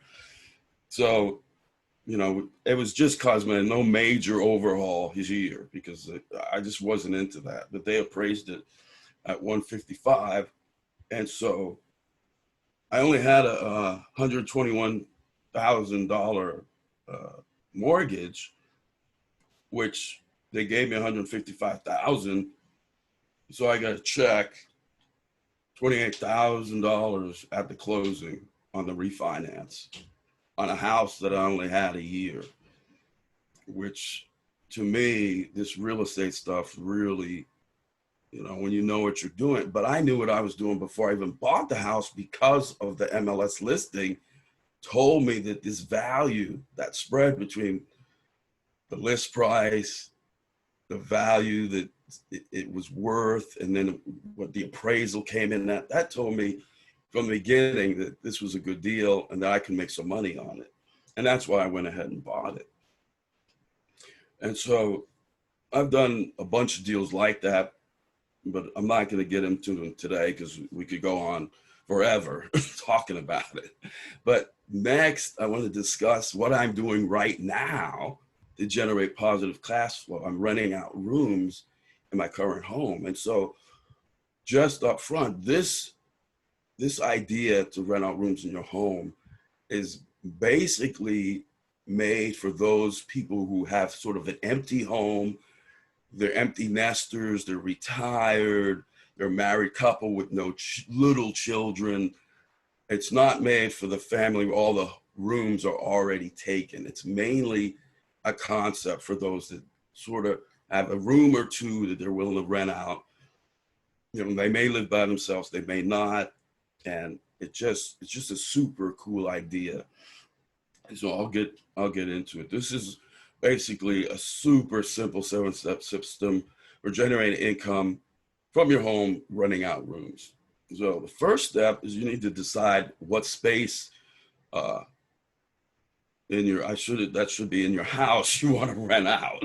So made a typo there, but it's what space in your house that you want to rent out. I actually at one point rented out my patio on my back porch to a prospective tenant because all the other rooms were taken. So trust me, you can rent out small rooms, a patio. It was rented for $50 a week. Sometimes space is not the issue. Well, the type of space is not the issue. You know, people got to live somewhere. And if your patio is where they decide to live, that's where they decide to live. And if the guy that decided didn't care, so I didn't care. It was like, if you're willing to live on the patio, you know, and it was, of course, during the summer. So it's not like he was going to be frozen in winter, and he decided to do that. So it worked out great. And then step 2, you create a lease agreement. You really want to create your own agreement. You can go to Staples and buy a pre-made agreement, but I recommend that you create your own agreement, and you can put in sort of your own niche it down to, if rent is not paid by such and such a date, eviction process will proceed. You know, if this isn't done in a timely manner, you know, then, you know, you're going to be charged $100 a day in late fees. You know, you can create that with your own lease. And our next step is, you know, well, how do I get these tenants? Well, placing what I call an irresistible offer to get these tenants. And nowadays, people are using Facebook and Craigslist as far as where do you find these tenants. And Facebook is what I recently used to find tenants, and it was incredible the response I got, you know, for one 300 square foot room. It was just, or not even 300, I think it was 100 square foot room. It just overwhelmed me, the amount of people that were interested in it. And so by irresistible offer, that means you got to do something that is so irresistible. There's hardly any way somebody would say no to this. And so what I came up with, I would say in my ad, I will give you the rest of the month free if you pay me first month's rent, security deposit. You can stay the rest of the month. Of course, this is not something you want to do like today because there's only one day left of the month. Let's say you want to do it on the 8th of September. Person has the whole month of September free, but they pay you a month's security, a month's deposit, and you know they move in. And so many people, this goes right over their head. They're just not used to having free rent, but it's irresistible for the person who wants to save money, that they're going to get, you know, from say September 8th till October 1st for free, as long as they pay you up front that first month's rent, that first month's security. You know, and people love it. It's like, hey, I'm saving money, I'm moving in, etc. The caveat is they've got to have the first month's rent, first month's security in order to do that. And then you decide how much you want to charge. And then the next step is people are going to call on your ad, and you answer the calls and you answer their questions. And then of course you ask them questions, you qualify them, see if you know, do they have a car to get to your room and or to your house. You find out just exactly, do they have a job, what's their source of income, and they will tell you whether or not they're even interested in coming by. If you tell them other people live here, then they're kind of like, oh no, I'm sorry. Or you tell them it's not a private bathroom, oh, I'm sorry, you know, that's not what they want. But if it's something they are interested in, they will tell you. Our next step is the qualification basically is that first month's rent and first month's security. And, you know, as Sue mentioned, you can do the credit check, get a driver's license, get a background check. She even went into a drug test. I mean, that's going to qualify the tenant, because if they're not willing to do that, then they are like, nah, it's not for me. You know, they're just going to opt out themselves. So definitely you want to qualify the tenant if all possible. The next step, you know, once the person decides, I want to take a look at it, I want to come by, you set up an appointment where you're going to be home. It works for them to come see the room in your home. And once that's done, basically, sometimes the tenant will bring the funds to move in and they're ready to sign the lease. After they see the room, they're like, yes, I like it. I like the house. I like the neighborhood. I want to move in next week, you know, and you say, fine, you know, let's break out the lease and let me write you a receipt for the deposit and you can move in next week. And, you know, when they come over, you're going to actually sit them down, discuss line by line the lease so that they understand it and that they sign off on it, because they a lot of times will not read it. It'll just be like, I want to move in, you know, who cares? But you want to go by line so they understand that, hey, here's the lease.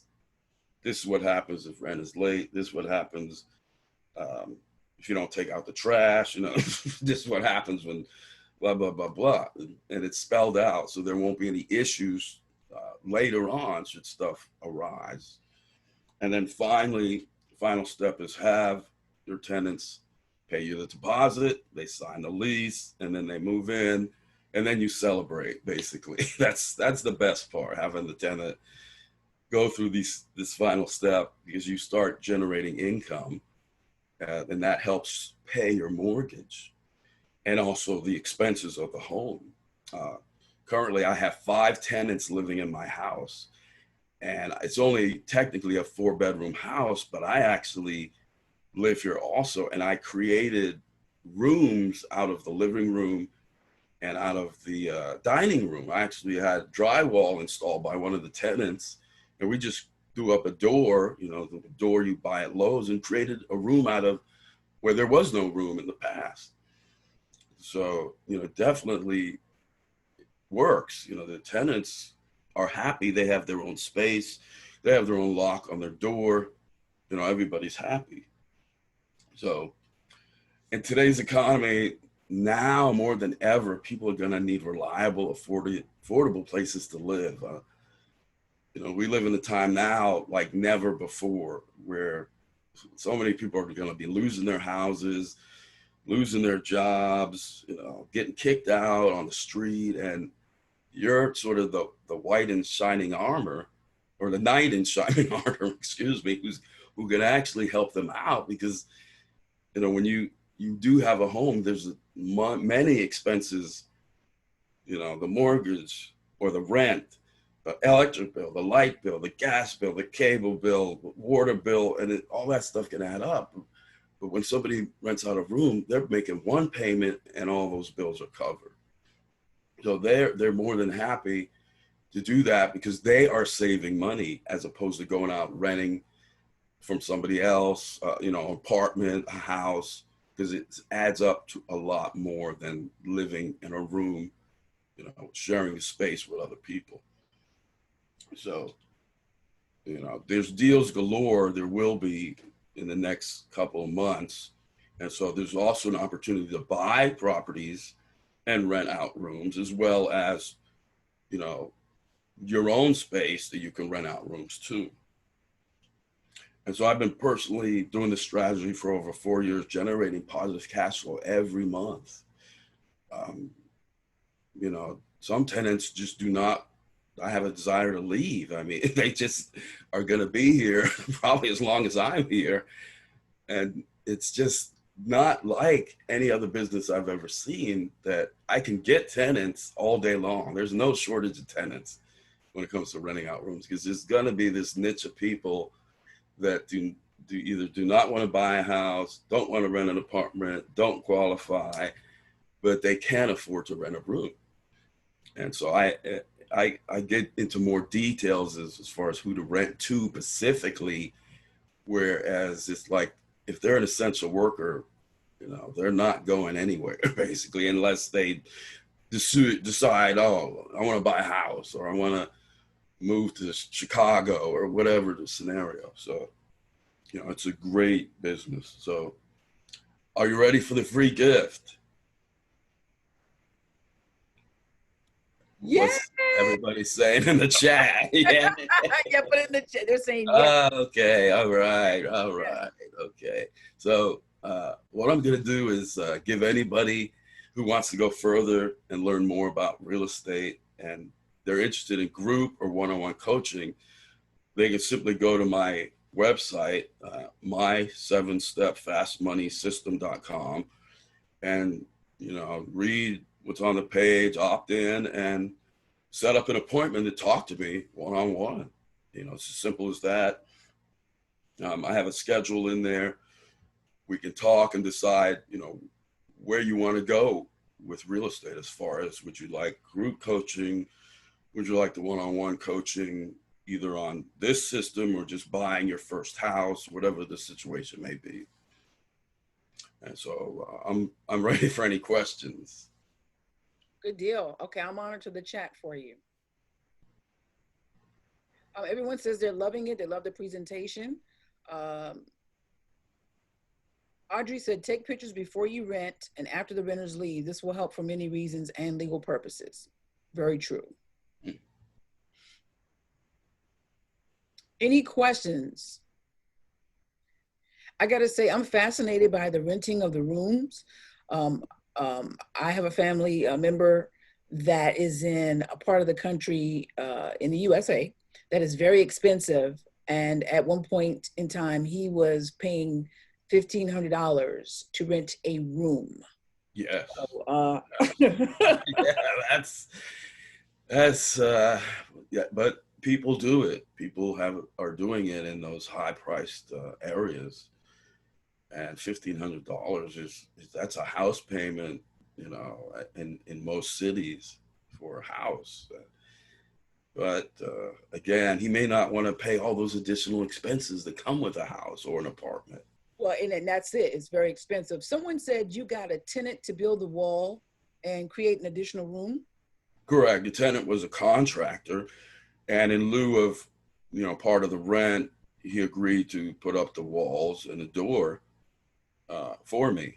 So we bartered. I mean, if your tenants have a certain skill, you can offer a discount in the rent.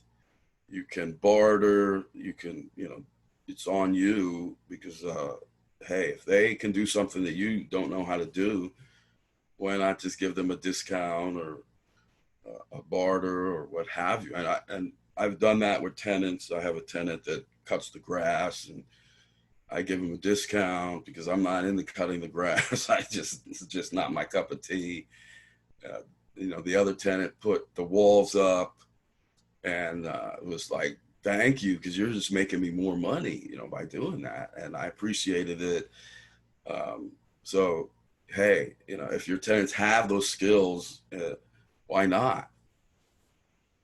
Okay, there's a question that said, how do you feel about Section 8 tenants? I'll answer it from my perspective, and then you can answer it as well, Kevin. But before I do that, guys, I highly screenshot what you see on the screen right now for Kevin, and definitely seek him out for that free consultation. And if you don't mind, I would just like to just share the training that I have as well. You will actually have access to me in a private Facebook group. You'll get this video training tonight, as well as other video trainings. You'll have lifetime access to the Suham School of Success. You'll also get a property evaluator calculator. It's a lot of stuff. I could tell you how to screen tenants, how to do your lease agreements, how to know what to set for your rent, how to force appreciation, how to find your team, a bunch of good, all these questions, a bunch of good stuff that you're probably going to run into. Or if you don't want that, again, you can purchase tonight's recording for just $47. Now, my experience with Section 8, I had 2 Section 8 tenants. And I know a lot of people say, oh, I don't do Section 8 because it's the bottom of the barrel. I don't look at people like that. People are people. And sometimes people have Section 8 because of their circumstances. They really need that help. And so the 2 tenants that I had in the past that were Section 8, I never had an issue. But I'm going to screen them just like I would screen someone else. And I'm going to, want my money just like I want it from someone else. So with one of my tenants, Section 8 paid like $400 of the rent, and then they required her to pay the additional $100. So I was receiving $500 for rent, and I'm telling you that rent was there like clockwork. Kevin, you're anything you'd like to say if you've had? Yeah, I definitely am in favor of Section 8. I've never had Section 8 tenants because you have to get the property up to code. You just can't have a totally jacked up property because Section 8 they won't approve it. So, if your property is up to code and everything works and there's no issues with the property, I highly recommend Section 8 because your rents are going to be so much more than what the market rents are, and it's guaranteed every month. And so you're going to have that cash flow coming in month after month after month, as long as your tenants don't leave, and they can even trash the place and the government will pay you to fix it. So yes, as Sue said, I had nothing against Section 8 tenants. They're people, they're people who need a place to live. And unfortunately, due to circumstances, you know, they had to get on Section 8. So if you are willing to, you know, buy a property that up to code, you know, no issues with the appliances, you know, everything you get, Section 8 is like they do an inspection. You just can't have a property Yeah. that looks like that property that Sue bought. That won't pass for Section 8, their first property. You know, that's gonna get turned down, you know. I mean, it wouldn't even be worth even calling the inspector to come out No, and, and I'm glad you you know, pointed that see out it. because you're right. With that property I showed you, you gotta. I wouldn't put anybody into that property. It didn't matter Right. who they were. But with Section 8, Kevin said something that was really very valuable. Section 8 comes out and inspects that property, and it has to be up to a certain standards. I'm talking about like certain doors, certain windows, Yeah. and then they pay you by the number of rooms that you actually have in that house. At least that's how it worked for South Carolina. I don't know how, and in Williamsburg County, I don't know how it works in other counties. You have to do your due diligence and find out. But the money comes every month, like clockwork. It really does. Yeah. Kevin, there's a question for you. Did you need a permit to build a wall to make that a legal room? No, I didn't need any permit. We basically just, he went to the Lowe's, bought the drywall, installed it, and that was the end of that. There was no permit needed, due to the fact that, you know, it's my home, it's inside my home. It's not a big deal. I mean, if you want to go get a permit, that's on you. But I did not need a permit. I just, you know, threw the walls up, and that was the end of that. You know, I mean, it just, to me, it wasn't necessary. And then I'll say this too, for the person that asked the question, check with your local zoning in the area that you live. Can you use your phone, Mary? Let me see if I can. There we go. For the person that asked that question, check with your local zoning if you just want to err on the side of caution, and just ask questions. Just ask, do I need a permit to do renovations inside my house? All I'm doing is installing a wall. So, good deal. Any other questions? What I would love for you guys to do is please, on my social media page, if you found this to be very, very helpful, please comment and say that the real estate course was really, really great, or, you know, say whatever you want to say. If you didn't find it great, say that. I don't mind that. I'm open to constructive criticism. But if you really enjoyed it and you want to see more courses like this, we would love for you to please give us a shout out on social media. Yes, I recommend you inspect your property regularly if you rent to tenant with a HCV Section 8. Even without Section 8, I recommend you inspect your property regularly. That's your property. Like I said, property I walked in, tenants weren't Section 8. They were, I'm not going to say their profession, but at the end of the day, they hadn't seen their landlord in a year. So that's not good.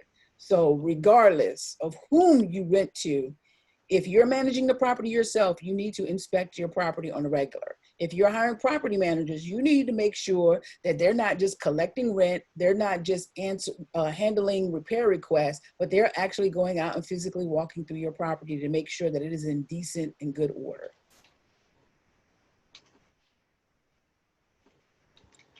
Any other questions? And Kevin, type your, I'll send the email out, guys, with Kevin's information for the free gift, but you can type it in the chat. I spelled it wrong, so let me type it in again. Any other questions? Let me ask this. Anybody thinking about jumping into the game? If you need somebody to hold your hand, again, Kevin has a program where he can walk you through it. I have a program where I can walk you through it. You just have to decide how you want to get into the game. I know, like for me, I'm actually going to look at tax properties, and I'm about to get into that game. So another thing he said that wasn't around when I started in 2006 was social media. Now you can actually join Facebook groups to find properties. It makes it so much easier. And like some of these properties that are great investments, they're not on the market yet. And so it's great, like Kevin said, to form relationships with people, get in these Facebook groups, put out the ads on, or put up your your signs to get these properties, because there are motivated sellers, there are distressed properties. Awesome. Kalia said she's been interested since a teenager. Good deal. I love that. That tells me even more so that my son and I need to complete our course to get the youth involved in real estate investment. Awesome sauce. Great. I see a lot of you guys are interested in it. Good deal. I'm thinking about it. I've been researching tax properties myself. It's a great program. You need to get into it because you're a realtor. I think you said that. Yeah. You need to get into that bad boy ASAP. Quick, fast, and in a hurry. Guys, that's how you're going to generate wealth.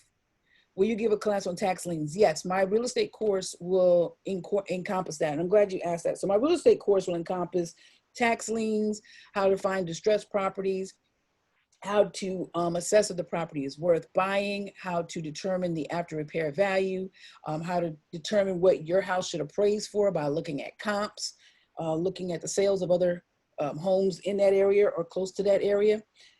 It will also tell you how to get a great property manager, tell you how to manage your own course, your own properties, it'll tell you how to do the lease, tell you how to be able to take money online, do the credit check and all that stuff online through automation, have the tenant pay for that, because if they're serious, I live in a rural area, and so they're not used to that. They're used to just bringing you the deposit, the first month and the deposit, but everything's automated now. You don't want to take cash, especially if you're running this thing like a business. You want to be able to show where you're bringing in money so that when you go and refinance or when you go and do whatever it is that you do, you're showing that you have an actual business and you're bringing in money through checks, not Cash App, not Cash App. You're bringing in money, unless that's all you want. If you just have one house and you just want to be paid through Cash App, I'm not knocking that. But I'm thinking bigger for everyone on here. And if you're not watching this live right now, you're watching the replay, I'm thinking bigger for you. I'm thinking generational wealth, because we have to break the curse. And so we need to do things in decent and good order, the right way. Is purchasing a foreclosed home a long process? No, it's probably one of the fastest process there is, especially if you have cash in hand. Again, my realtor will call me and say, hey, I have a house, $8,500. I have a house, $15,000. If you have a good relationship with the bank, some people can walk straight into the bank and say, I just want to borrow $15,000, and the bank gives it to them. They're not checking no credit or nothing. They just sign an application, boom, and they got the money because they got that relationship. Or if your credit is just that good, you can walk into the bank, do an application, same day, get your $15,000, go back to the realtor and say, hey, it's a cash sale. Here's all $15,000. Let's close. They're going to get you over to the attorney. You're talking about closing fast in a matter of freaking days, because it's a cash sale. You're not going through a lender. You're not going through a mortgage broker or anything like that. Or if you got a $20,000 credit card, right? Some people advise you not to buy a home on a credit card. I did it before. I bought a $15,000 house, a modular, on a credit card. I had a $20,000 credit card. I wanted that house. It was in almost brand new shape. It was foreclosed upon. The realtor called me. I knew I had to move fast because somebody was going to take it from me. I used my credit card, Citibank, and financed that because I could get a check, wrote a check to myself, got the $20,000 into my account. I get excited and talk fast. I'm sorry, because it's just this, Kevin, you know, this real estate thing is real money. And so I wrote a check to myself, got the $20K, right? Because I took more than I needed, because I knew I had to pay closing costs, paid for that property, boom, got that property, put a tenant in that property, turned around, refinanced that property, pulled the money off of it, and paid my credit card right back off. And still have money left over. And I still got real assets, real property that a tenant is in. Now let's think about that. Brian said he did it too on a credit card. You got some people say, no, don't do it. You do what you do, but I know what I'm gonna do. I'm not gonna let my good deal pass me up.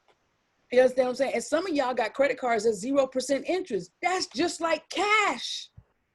That is cash. It's the same thing, because if your money is sitting in the bank and it's not making any interest, that's the same thing as a credit card with 0% interest. Come on, guys. They taught us to save for a rainy day. They taught us to get in this debt that's not going to generate any wealth, but this is a new way of thinking. You've got to retrain the brain.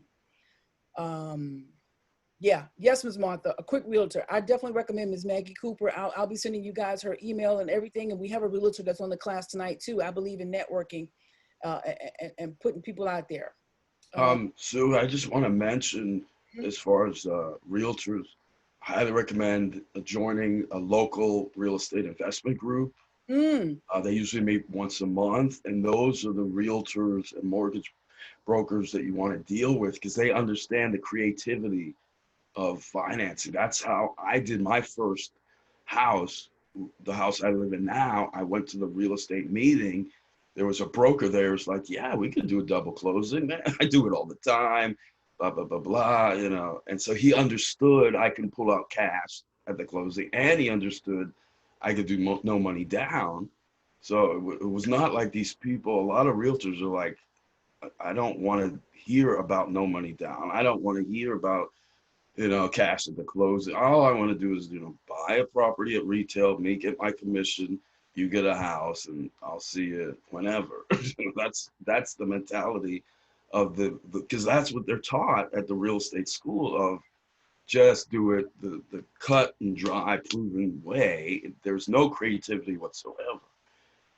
and So I'm glad you brought that up, my friend, because some banks don't have creativity, but mortgage brokers, a little different. They have a lot more leeway. yeah. They can be creative with the financing and make things happen. So thank you for saying that. Thank you. Absolutely. Yes, Tiara, it's even better if you use your credit card and you get cash back on your credit card. Come on, somebody. So you get paid 2 times. Kevin, someone had a question, and how can you purchase a house with no money?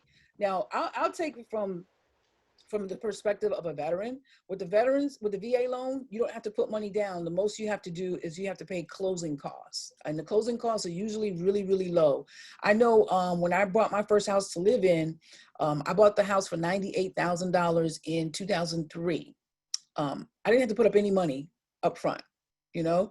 All I had to do was pay $1,500 in closing costs, and that was it. And that was to the attorney for them to do the title search and all the paperwork that they had to do to make sure that I could be on the deed by myself, that there were no second and third mortgages on the property, that I would be the only one that was financing that property. Kevin explained a way, and he just went away, but I'll go back over it briefly. He explained a way where you can find motivated sellers, people who just want to get out of their properties. And with that is you assume their mortgage. Now, where I live, I have a neighbor that wanted to go back up north in New York, and he had his property on the market. Well, he wasn't able to sell it. So he allowed someone to assume his mortgage, meaning that whatever he owed is what that new person was going to take over. So instead of him maybe getting $55,000, which was the ask price, he may have owed only $20,000 left on the loan. Because he was so motivated and ready to go, he allowed that person to assume the loan balance, and boom, they got into that house with no money down. And once the house is paid off, everything will be deeded and titled into their name. Hopefully that answered your question. How do you inquire about those? Is attorneys needed for assuming? Yes, I would recommend you get an attorney, because you want to get it documented that you are assuming it, that there are no other mortgages on it, and that once you pay out that mortgage, that house becomes yours. Definitely, you want to get an attorney on that, for sure. Sabrina, girl, go get you some property in Charleston. You deserve it.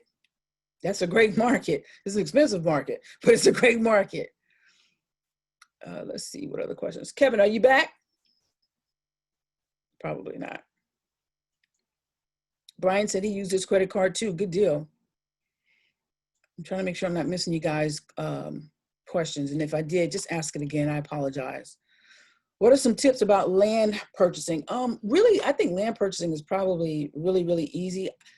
I will say this, I have not financed land purchasing, but I still think it works the same as in with a house on it. I never want to give anybody asking price. First of all, let me just say that. Even Kevin mentioned it. I'm not going to give nobody their asking price what they put it out there. Because let's be real, when people list property, they're putting this price because they know you're going to ask for this price, and they figure, okay, we'll meet in the middle. So I'm discounting what they're asking. And I'm using my realtor to do the contract, to put in, well, to go before the contract to give a offer. And if the seller agrees to the offer, then a contract is submitted. And if you're paying cash, you're just going straight to the attorney's office. The attorney is going to do a title search, make sure that the land is owned free and clear, and that the seller can sell it to you. And boom, you pay cash, and then the deed gets recorded at the courthouse, and that's your property that you will now have to pay taxes on. And if you don't, you will lose it at the tax sale, and people will buy it. Trust me. Also, a lot of people don't know that sometimes you don't have to wait to the tax sale to acquire property from the county. The county is not equipped, county or the town, wherever you live, is not equipped to have a warehouse of properties, but unfortunately they do have some properties on hand. And at that time, you can go to them and say, hey, what properties do you have available? And you can buy those at that time. You don't have to wait until the end of the year tax sale. You can actually walk into your tax office, be it city, town, or county, and ask what properties do you have that you can currently sell right now. And of course, you got to do your due diligence and research where that property is and if it's worth what they want. 9 times out of 10, they're offering a lot less. I actually have a list I got to go through right now. And if I see something I like, I could actually go out and buy that now. I don't have to wait until the tax sale in November or December. So think about that, guys.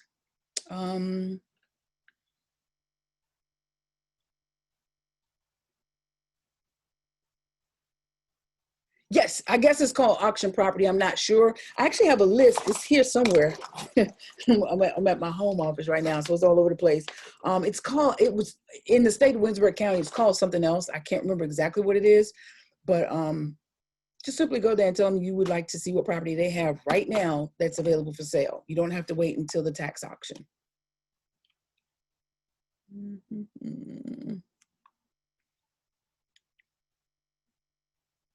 Oh, I see someone wants to take their realtor license. Good for you. I took money out of my 401k and got a duplex. I knew it was a risk. Girl, that was not a risk.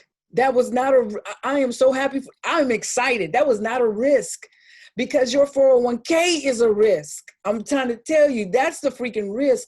With the duplex, you can touch it, smell it, see it, flip it down. Oh my, you could put tenants into it. You can refinance it. You can force the appreciation by fixing it up. I mean, that's not a risk. Trust me. You see that old piece of house that I bought in 2006 for $8,500 and they put back on the market last year and sold to somebody for $11,000, and they're saying that the estimated value is $69,000. That ain't no risk. And that's a single family. I'm excited for you. I'm excited for you. I'm happy about that. I'm excited for you. That inspires me to do more. That's what's up. That's what's up. You're going to make more money by doing that. Oh, I should have put a disclaimer on at the beginning. The disclaimer is the techniques that we're teaching is not guaranteed that you will make what we make or be able to do what we do or duplicate our efforts, okay? But these techniques work, guys. They work, guys. Work it, and it will work for you. Kevin, you back. Anything you want to add? No, I didn't really have anything in particular other than that people want to get their license. I mean, that's just delaying you taking action. I mean, because you got to take the classes, go to the school, learn the book knowledge. And if you are like really wanting to just either buy property or make money at real estate, you'd be more better off just to get the training on how to do it, because there's a lot of realtors out there. I don't know if anybody knows that, but it's very competitive to me. I could never see myself as a realtor because anybody can sell anybody a house. It's not like, anybody can, so a realtor can sell anybody a house. So I see realtors, they're advertising their face on billboards thinking that that's going to sell a house. That is just a waste of money, in my opinion.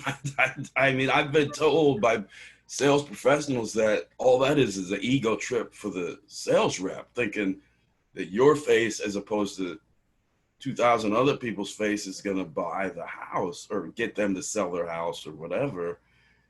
it might if they resonate with your face on the billboard, but it's like there are other reasons people want to either buy or sell their house and have you list it other than you see in their face. They might want to have a relationship with you, get to know you first or what have you. And it's, to me, realty, being a realtor is just going to delay you 6 to 12 months of making money, because once you become a realtor, it's going to take even more time to actually make your first dollar on a commission, which is split with the broker. And, it's just, 3%, 6% split. And then if there's other agents involved, the listing agent, the selling agent, I mean, yeah, it can be worth it, but not today. By the time you get your license, take the test, go to the schools, this situation of what we got now could be over, and then you missed out by going that path. And so, my opinion is just jump into the real estate, get training, get a mentor, read a book, go to a seminar online, do something, as opposed to paying the money, to go to that real estate school, because the timing is everything in business. And right now we're in a once in a lifetime opportunity when it comes to real estate. I just can't stress that enough. This is, it may be with us a while, it may go away January, February of next year, but this is the time to take advantage of it. And there's just so many realtors out there that I'm like, man, So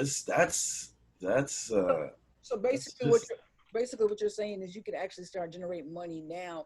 Well, some people want to be realtors, so I don't want to say y'all can't do it. But yeah. I think what I'm hearing you to say, Kevin, is while you're going to class or in the meantime, generate some money right now, some easy. No, I shouldn't say easy, because sometimes I'm not going to paint this glossy picture like real estate is just easy, because sometimes you deal with tenants. I've had to do some evictions. You know what I'm saying? You got to know how to do that. Will they leave willingly, or do you got to go through the magistrate and have the cops put them out? Because that requires a filing fee with the magistrate's office. So, but I get what you're saying. Get into the real estate investment game while you're working towards becoming a realtor, and do both at the same time. Yeah, but Leslie has a great comment that, as a realtor, she's saying it won't help you purchase properties for investment purposes, because when you're a realtor, you have to actually disclose that I'm a realtor and I'm buying this property to make money, or whatever the disclosure statement is. So as she says, getting a license if you want to help other people purchase homes, that's basically what 95% of realtors do. And, people are still buying homes, but you got to be that needle in a haystack to get them to buy from you or sell with you, as opposed to everybody else that's out there. Whereas when you're an investor, you can pick and choose the properties you want to buy, how much you want to make. It's an unlimited income. And it doesn't require a license. Correct, no license. Listen. It doesn't require a license, doesn't require a college degree. No. Nothing. None of that. My 11-year-old, before he turns 12 in June, he will have a house. He will have an investment property in his name or in his business name that we will establish. He will have one. So he's got less than a year to make that happen. And we're going to put that in his course. We're going to continue to update our course and show all of that, the journey and what he's done and how he's finding these homes and what have you. But I'm glad you made that. Yeah. I worked at USDA Rural Development in the Home Loan Department. And what really made me jumpstart and decide to become an investor was I seen how these contractors were taking distressed old houses that were ugly, that nobody would probably want to live in. And they got people who were looking for houses, and they said, hey, we can fix this house and we can bring it up to par and da-da-da-da-da.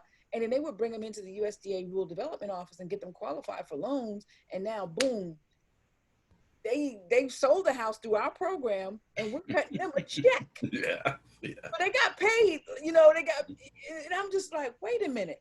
And so I the reason why I say get a mentor or follow somebody, you don't have to follow me. you don't have to follow Kevin, but follow somebody, is because you will make a lot of mistakes in the beginning. All I saw, and again, I didn't really establish my why like I should have. But what I saw was boom, they had a house, they sold it, they made money. Wow, that's crazy. And I was just like, I don't think I want to sell mine though. I think I want to hold on to mine. And when you hear people say sell houses, flip it, you know, I want to, which I have done the flipping, but I prefer to hold mine. And so that's what sparked my interest, and I got into it. No license, no certification, nothing needed, guys. You can get into it and start making money right away. Yeah, I'm, personally being mentored by Robert G. Allen, the guy that wrote the book No Money Down, 5-time #1 New York Times bestselling author, and he said now is the time to buy real estate. This is coming from a multi-millionaire. This guy does not have to work again for the rest of his life. He's making money from his investments and off of his books. And so if he is telling me this is the time to buy real estate, I'm going to listen. This is a multi-million. I think he knows what he's talking about. Yeah. So, hey, you want to get advice from people who know? Multi-millionaire says this is the time to be buying real estate, because 5 years from now, you're going to wish. It's going to be like, oh, back to 2020, I wish I had bought a piece of real estate. It's not worth 10 times what it was or whatever. And people are going to be saying that. They do it every single time the market goes down or economy goes down. They wish they had bought Apple before it was Apple, or Walmart before it was Walmart, and they knew about it. They just didn't take action. And the same thing is going to happen 5 years from now, when people are going to be saying, damn, that house I could have bought for like in King Street, 10 grand is now worth 100 grand or whatever, because of the economy. Maybe not that much, but it's going to go up. It is. It's going to appreciate. And if it doesn't appreciate that much, again, you can do forced appreciation when you acquire it. But Right. listen, Kevin, I see, and this is another reason why I'm real big on building relationships with realtors, because realtors get access to deals that are not even on the market. And it's another Right. reason you should be in Facebook groups, because there are deals that are not on the market yet. They're trying to sell it to investors who are looking to, get the stuff quickly. But there was a home in Greeleyville, South Carolina, about 10, 15 minutes from me, brick home sitting on a acre of land, and it had a big storage shed, and they had another, the portable garage thing, and the house was 3 bedrooms, I think 2 baths, and it was a foreclosure, 19 grand. And by the time I saw it, it was gone. I saw it like in July, and it was listed in March. And if I had been active and put feelers out there and say, hey, I'm interested in buying properties again here in this area, I probably would have been told first, and I could have gotten that property, which I know will appraise for anywhere between 60 to 80 grand. And just because the bank's listed at 19 doesn't mean you're going to go in and give them 19. Because trust me, the banks are not equipped to handle keeping these properties. They're trying to offload them as soon as they can. ASAP, right? I would have probably offered 15 and would have gotten it, maybe 14 and gotten it. And then use that other 5,000 that they wanted from me and just fixed it. And it didn't even require that much. So start going in Lowe's, guys, Home Depot, and looking at what cabinets cost, and finding some contractors, seeing how much they would charge you to rehab bathrooms, so you can have an idea on what repairs are going to cost you, and just start training your eyes, and definitely, like I said, get a mentor. Brian said, good information. He has 7 rental properties doing everything we just covered. That's amazing, Brian. That's what's up. Brian, are they single family dwellings or multifamily? I'm just curious.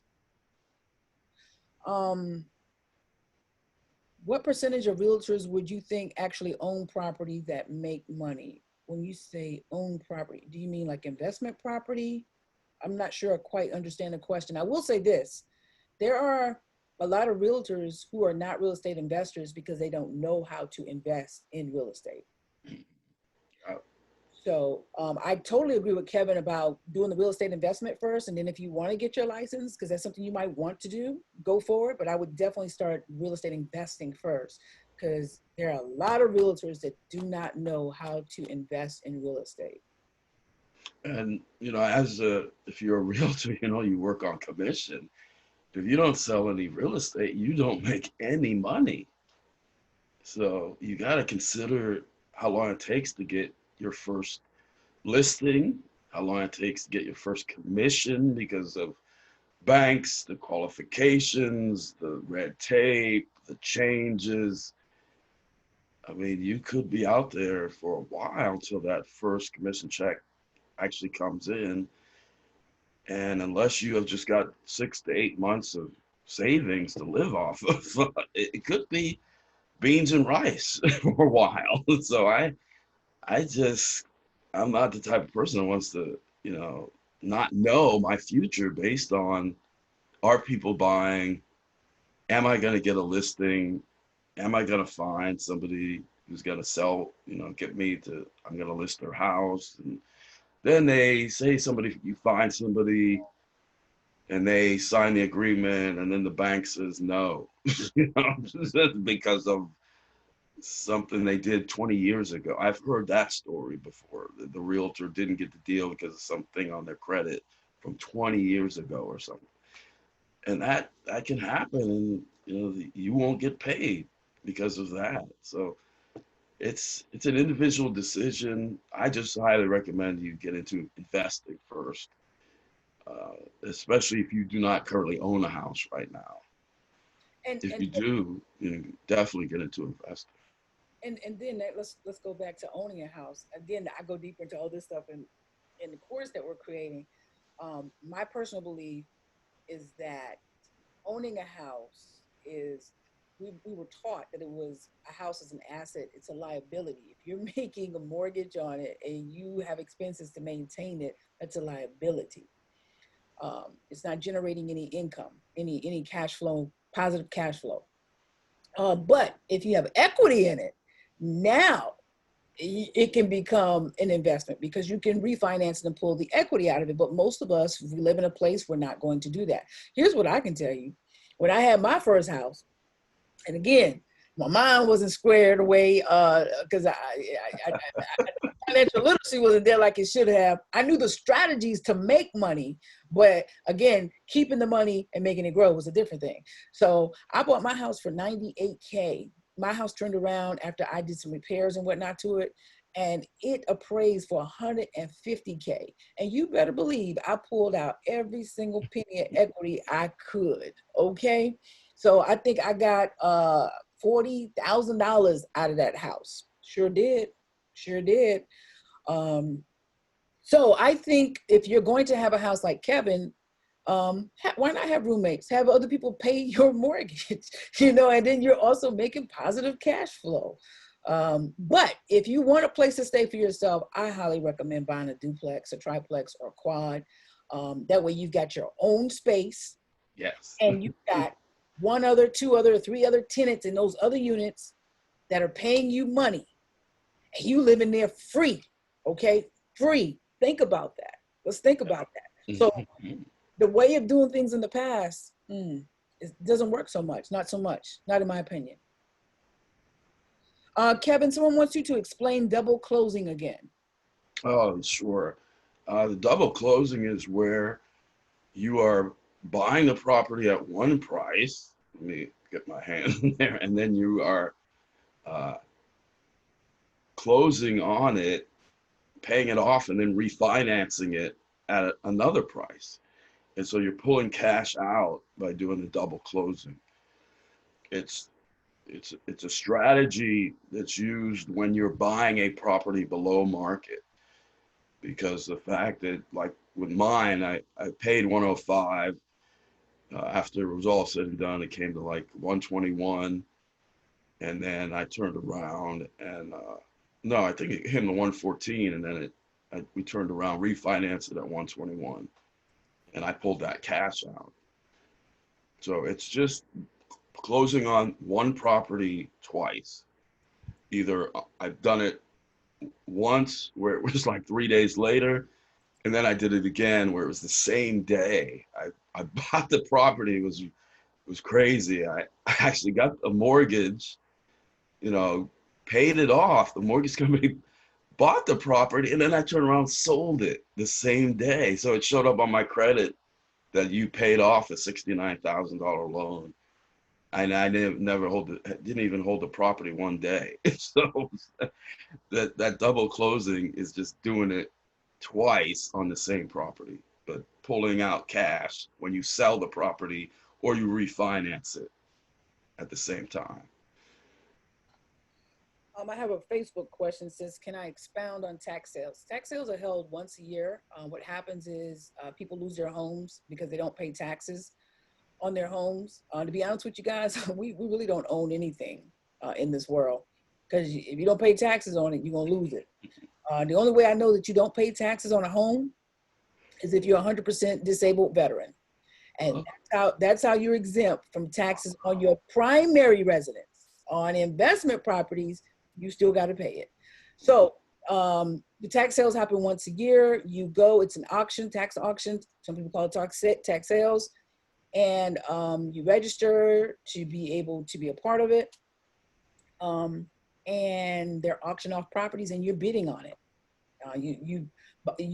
What will happen is they will put out a listing before the sale to let you know what properties are available.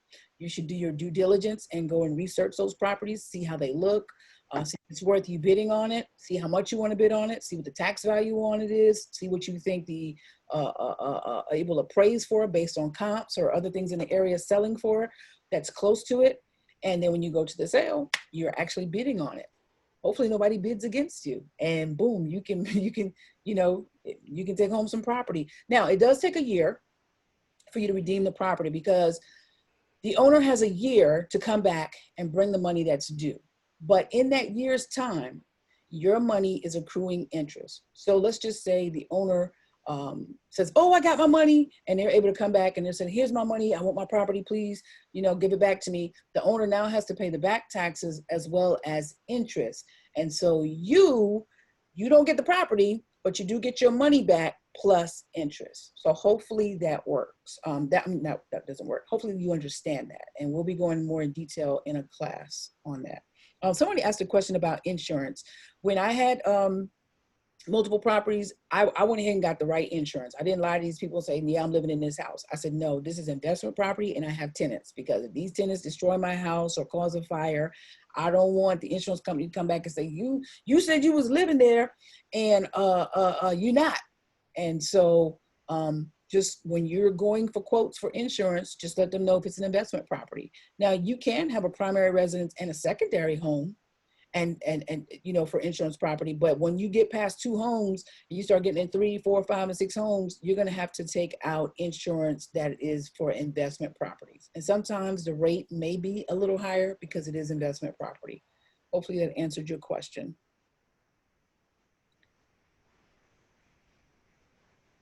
My course will be available in the next 2 weeks. However, because you guys attended this webinar, you will get the discounted rate for $197. After that, it will sell for $297. So I will email everyone and let you know when the course is ready. But if you want the recording for tonight, I will give you the option to get the recording for tonight for $47. Kevin, put your link back in there again. Okay. Thank you, Lakeisha. She says, thank you, Kevin. Oh. And everyone has said great things. I actually wish you guys to go on social media and comment. You can go to my personal page, Salandia Hammond, or you can go to my business page and comment about the course tonight. We have more classes. You can look at suham.com if you'd like to be a part of our other classes. Totally appreciate you guys attending. I intend to stay here and answer your questions until you're done. So if you got any more questions, it's like 7:14, I'll be here. I had some caffeine, so if you got some questions, I'm gonna answer it. Thank you, Ms. Scott. Thank you, Veronica. Thank you, Kayla. Thank you, Jackie.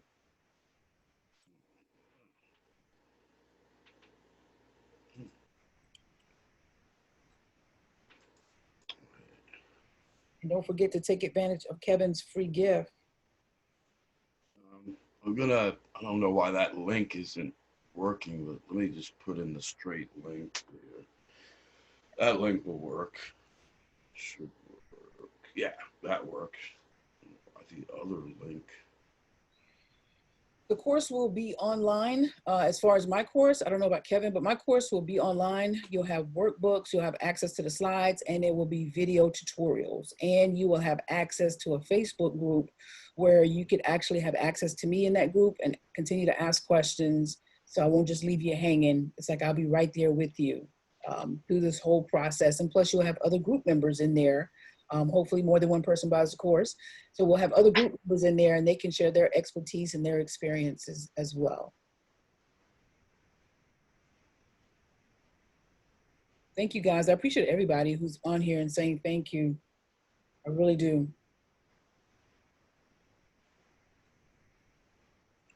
Let's see if we have any more questions. Absolutely, our pleasure. So one of my whys, again, is I really want people to come up out of poverty. We don't have to be in poverty. When you have access to information and you apply that information, you can come up out of poverty. You can come up out of any bad situation, to be honest with you. It just takes discipline, consistency, and persistence, networking with the right people, and just staying the course, playing the long game, getting your mindset right, managing your money right, and getting this thing done. So again, with an FHA loan, 3.5% down payment, which means you can go get a $100,000 duplex, put $3,500 down, okay? We can save that, guys. We can save that because we can cut back on Starbucks. We can cut back on Starbucks. We can cut back on Ruth Chris, if Shanika Hammond Brown on here. We can cut back on a whole lot of stuff and have that down payment for an FHA loan. And we can buy a duplex, live in one side, and have a tenant pay down our mortgage. And if you want to leave after a year, leave, put another tenant in there, boom, increase your cash flow. So it's just, yeah, Sabrina, you too, Ruth Chris, for you too. So yeah, that is one of my whys, is that I want to see people leave generational wealth. I think our next generation should have a hand up. You know what I'm saying? I didn't have that. I didn't have a hand up. My parents taught me great things as far as morals and discipline, and that education is the way to go. When it came to finances, they could not give me that. And the old way of thinking and the old way of doing things does not work in today's economy, not in 2020. To be honest with you, it stopped working a long time ago, but I realized that in 2006 when I got into the real estate investment game. So,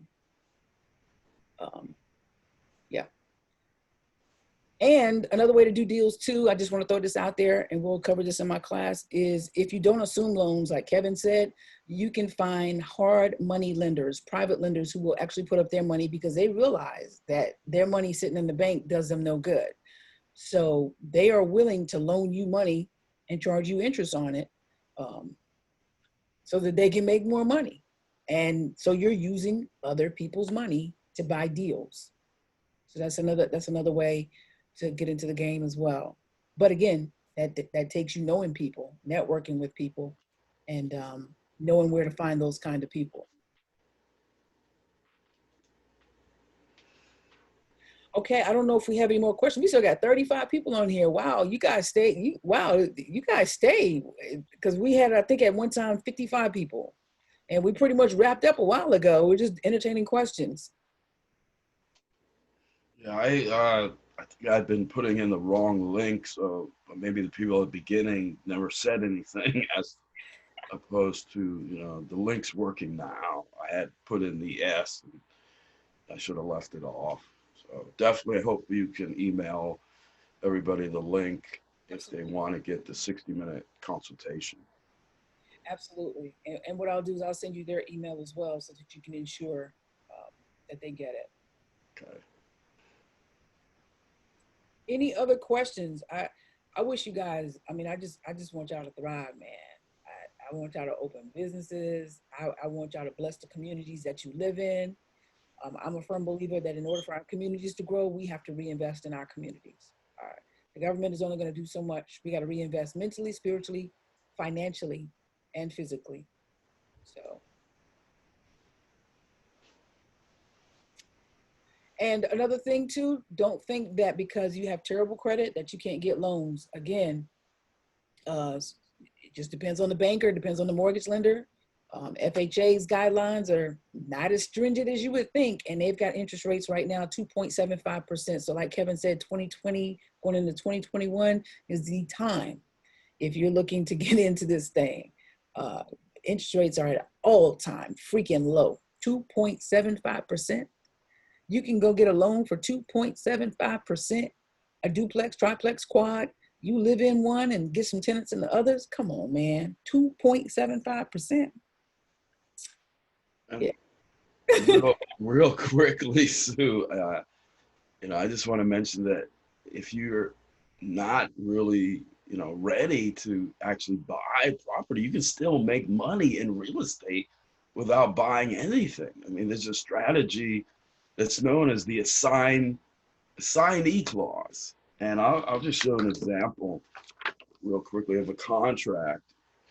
And if you see my name, I put and or assigns on the contract right here, and or assigns. And so that gives me the right to take this piece of paper and sell it to an investor for $3,000, $2,000, $1,000, whatever, because they're going to go ahead, close on the property and make money off of it, sell it at a higher price. So you don't need credit, job, finances. You just need to find a deal and you can make money. That's the bottom line. You need to find a property below market, like 100,000 value, 70,000 you can buy it, and you can make that difference in between, or even make just 5 or 10,000, because somebody else would go, buy it at 80. You make 10 and they'll sell it at 100, 120, whatever. So don't think that, oh, my credit is shot, that you can't make money in real estate, because you can. Yes. You just need to know how, the strategies, et cetera. Without the knowledge, you can let $1 million deal go by the wayside because, you can get this $1 million deal for 200,000, and because you don't know that you can actually do this, sell this piece of paper, you just lost out. Yeah, I shared with them how my neighbor was wanting to go back up north. He listed his house, I think, for like $55K. He didn't have any buyers, but he was really ready to go. So Yeah. there's somebody who said, I want to assume the loan, which is what you talked about. And so instead of making $55K, the person who assumed the loan paid his balance out, and that balance could have been $20K. So now somebody crosses the street from me, may potentially have a house for $20,000. And once they pay it out, it's all theirs. Pairs, right? It got serious value in it. Didn't put any money up front or anything. He just assumed the loan. Right. And assuming the loan means assuming it at the mortgage rate, the payments that the seller had. Yeah. So, yeah, you're right. You can get into it with no money. So. Yeah. So don't let lack of money, credit, finances stop you. If you have a knack for finding good deals, or you see vacant properties where the grass is 10 feet tall in your neighborhood, you need to do some research, find out where that owner is, and see if he's willing to do a deal because of whatever his problem is. And you can do that by going to the courthouse a lot of times and finding who the property belongs to. And then sometimes the name that's on the stuff at the courthouse may not be accurate, but at least they can point you probably into the direction of the person who does own the property. So you just got to play detective a little bit, but it's worth it. I mean, imagine, getting a piece of property for almost much of nothing. So. Yeah. I think that's about it. Are the deals only for those who attended today? With regards to what I'm offering, the recording for today can go out to anybody for $47. But as far as the discounted course for $197, that's for everyone who attended today and who signed up but may not have showed up. They will have access to get the discounted course at that price, and then after which the pricing will go up to $297. And the reason, and trust me, you can go and do the research. You're not going to find anybody with the comparable prices like myself and give you access to them on social media and answering your questions, because that's the thing, time is money. And I'm a busy lady. Yes, you are.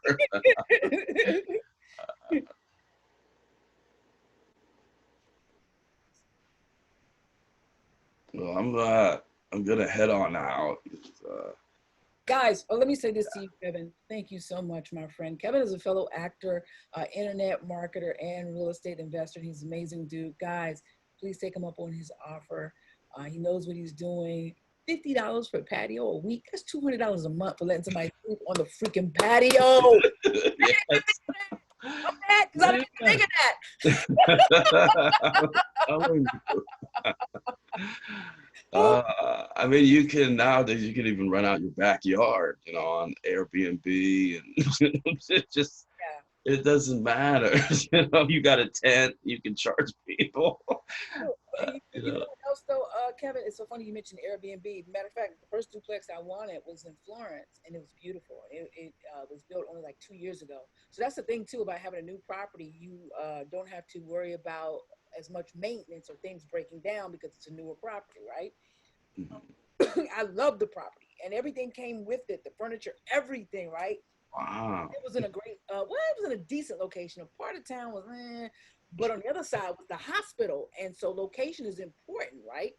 Yeah. Schools, hospitals, shopping places, nice subdivision, all that's important. That's going to drive your property value up. Plus, it's also going to make tenants more attractive to it, okay?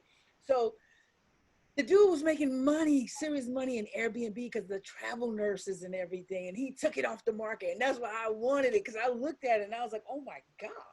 He doesn't even have permanent tenants. He's making serious money off Airbnb. And I guess he realized it. And he said, I'm not going to sell it now. So that's another stream of income is Airbnb. Putting your property up and just depending on where it is. Another thing too, on property I'm looking at, what you want to do, guys, is solve a problem. Where I live and the close counties beside me, right? They don't really have housing for middle class, right? So it's like they have a lot of housing for people who are on assisted living or seniors or things of that nature. But for somebody who doesn't meet their income guidelines, they're displaced. And so renting a room, that's when it becomes more appealing. Or if you as an investor get a duplex and make this type of property available for those people, now you're solving a problem because these people are displaced. So, just think about that. So really, technically with the property I'm getting, I did the research and it's saying that the average rent is like $750, $800 a month there. Mm. And the current property is getting like $1,250, $600 and $650, $600 for one unit, $650 for the other. So I already know that if I wanted to, I could go in and raise the rents based on what the average property rents is for that area. And from doing due diligence and talking to people who are in that area, they already told me that, yeah, people are paying $750 and $800 for dilapidated mobile homes. Yeah. Oh, and finally, I just want to throw out there to anybody that's still on the call and wants to know. I have another program where I show people how I was able to have my mortgage paid by the government for 2 years. So can you imagine not having to make a mortgage payment for 2 years and my tenants still pay me rents? You know, that's positive cash flow because I didn't have to send in any mortgage payment. And in the times we're in right now, guess what? This program was uh, back in 2008 when we had all that financial difficulty. That program is coming back, and everybody's going to need it. And so why not take advantage of it?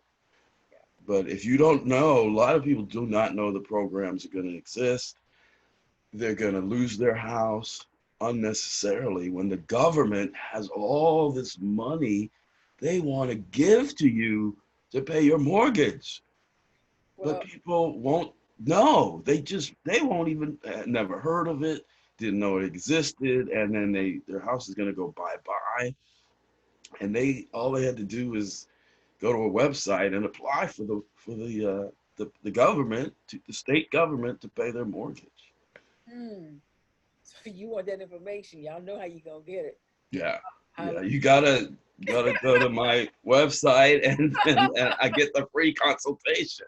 I'll let your boy, because we gave you so much for free today. Is like I told him, I've been doing webinars and trainings for years, and I've gone to a lot of them. I hate people that give you all this fluff and no stuff. And I always made a commitment to myself. I said I would always give people more stuff because I don't want to waste people's times. And a lot of times I give people too much. But that's because did he mute me? Or am I still talking? Okay, he muted himself. That's because I generally want people to succeed. Look at this cat. Look at he laying back on his phone doing the training. All right, y'all. Kalia said, yes, her mom had 18 months for free. So it exists. Yes, Sharon. Sharon dropped the website in there. Winsburg County, winsburgsc.wthgis.com. And you can do that for all your counties and go look up properties. Definitely. Thank you for dropping that, Sharon. Appreciate that. All right, so Kevin has checked out on the phone. He's reclining at his beach house over there. I think that's probably going to be it for now, unless you guys got some more questions. I think we're going to wrap it up. We've been on here for 2.5 hours. Is that Sharon Staggers? Comment if that's you, hun. Oh, nope, it's a different Sharon. Okay, good deal. Sharon Chandler. Okay, yeah, what's up? All right, so guys, if you don't have any other questions, I think I'm going to end it. If you have no other questions. Kevin making a deal right now.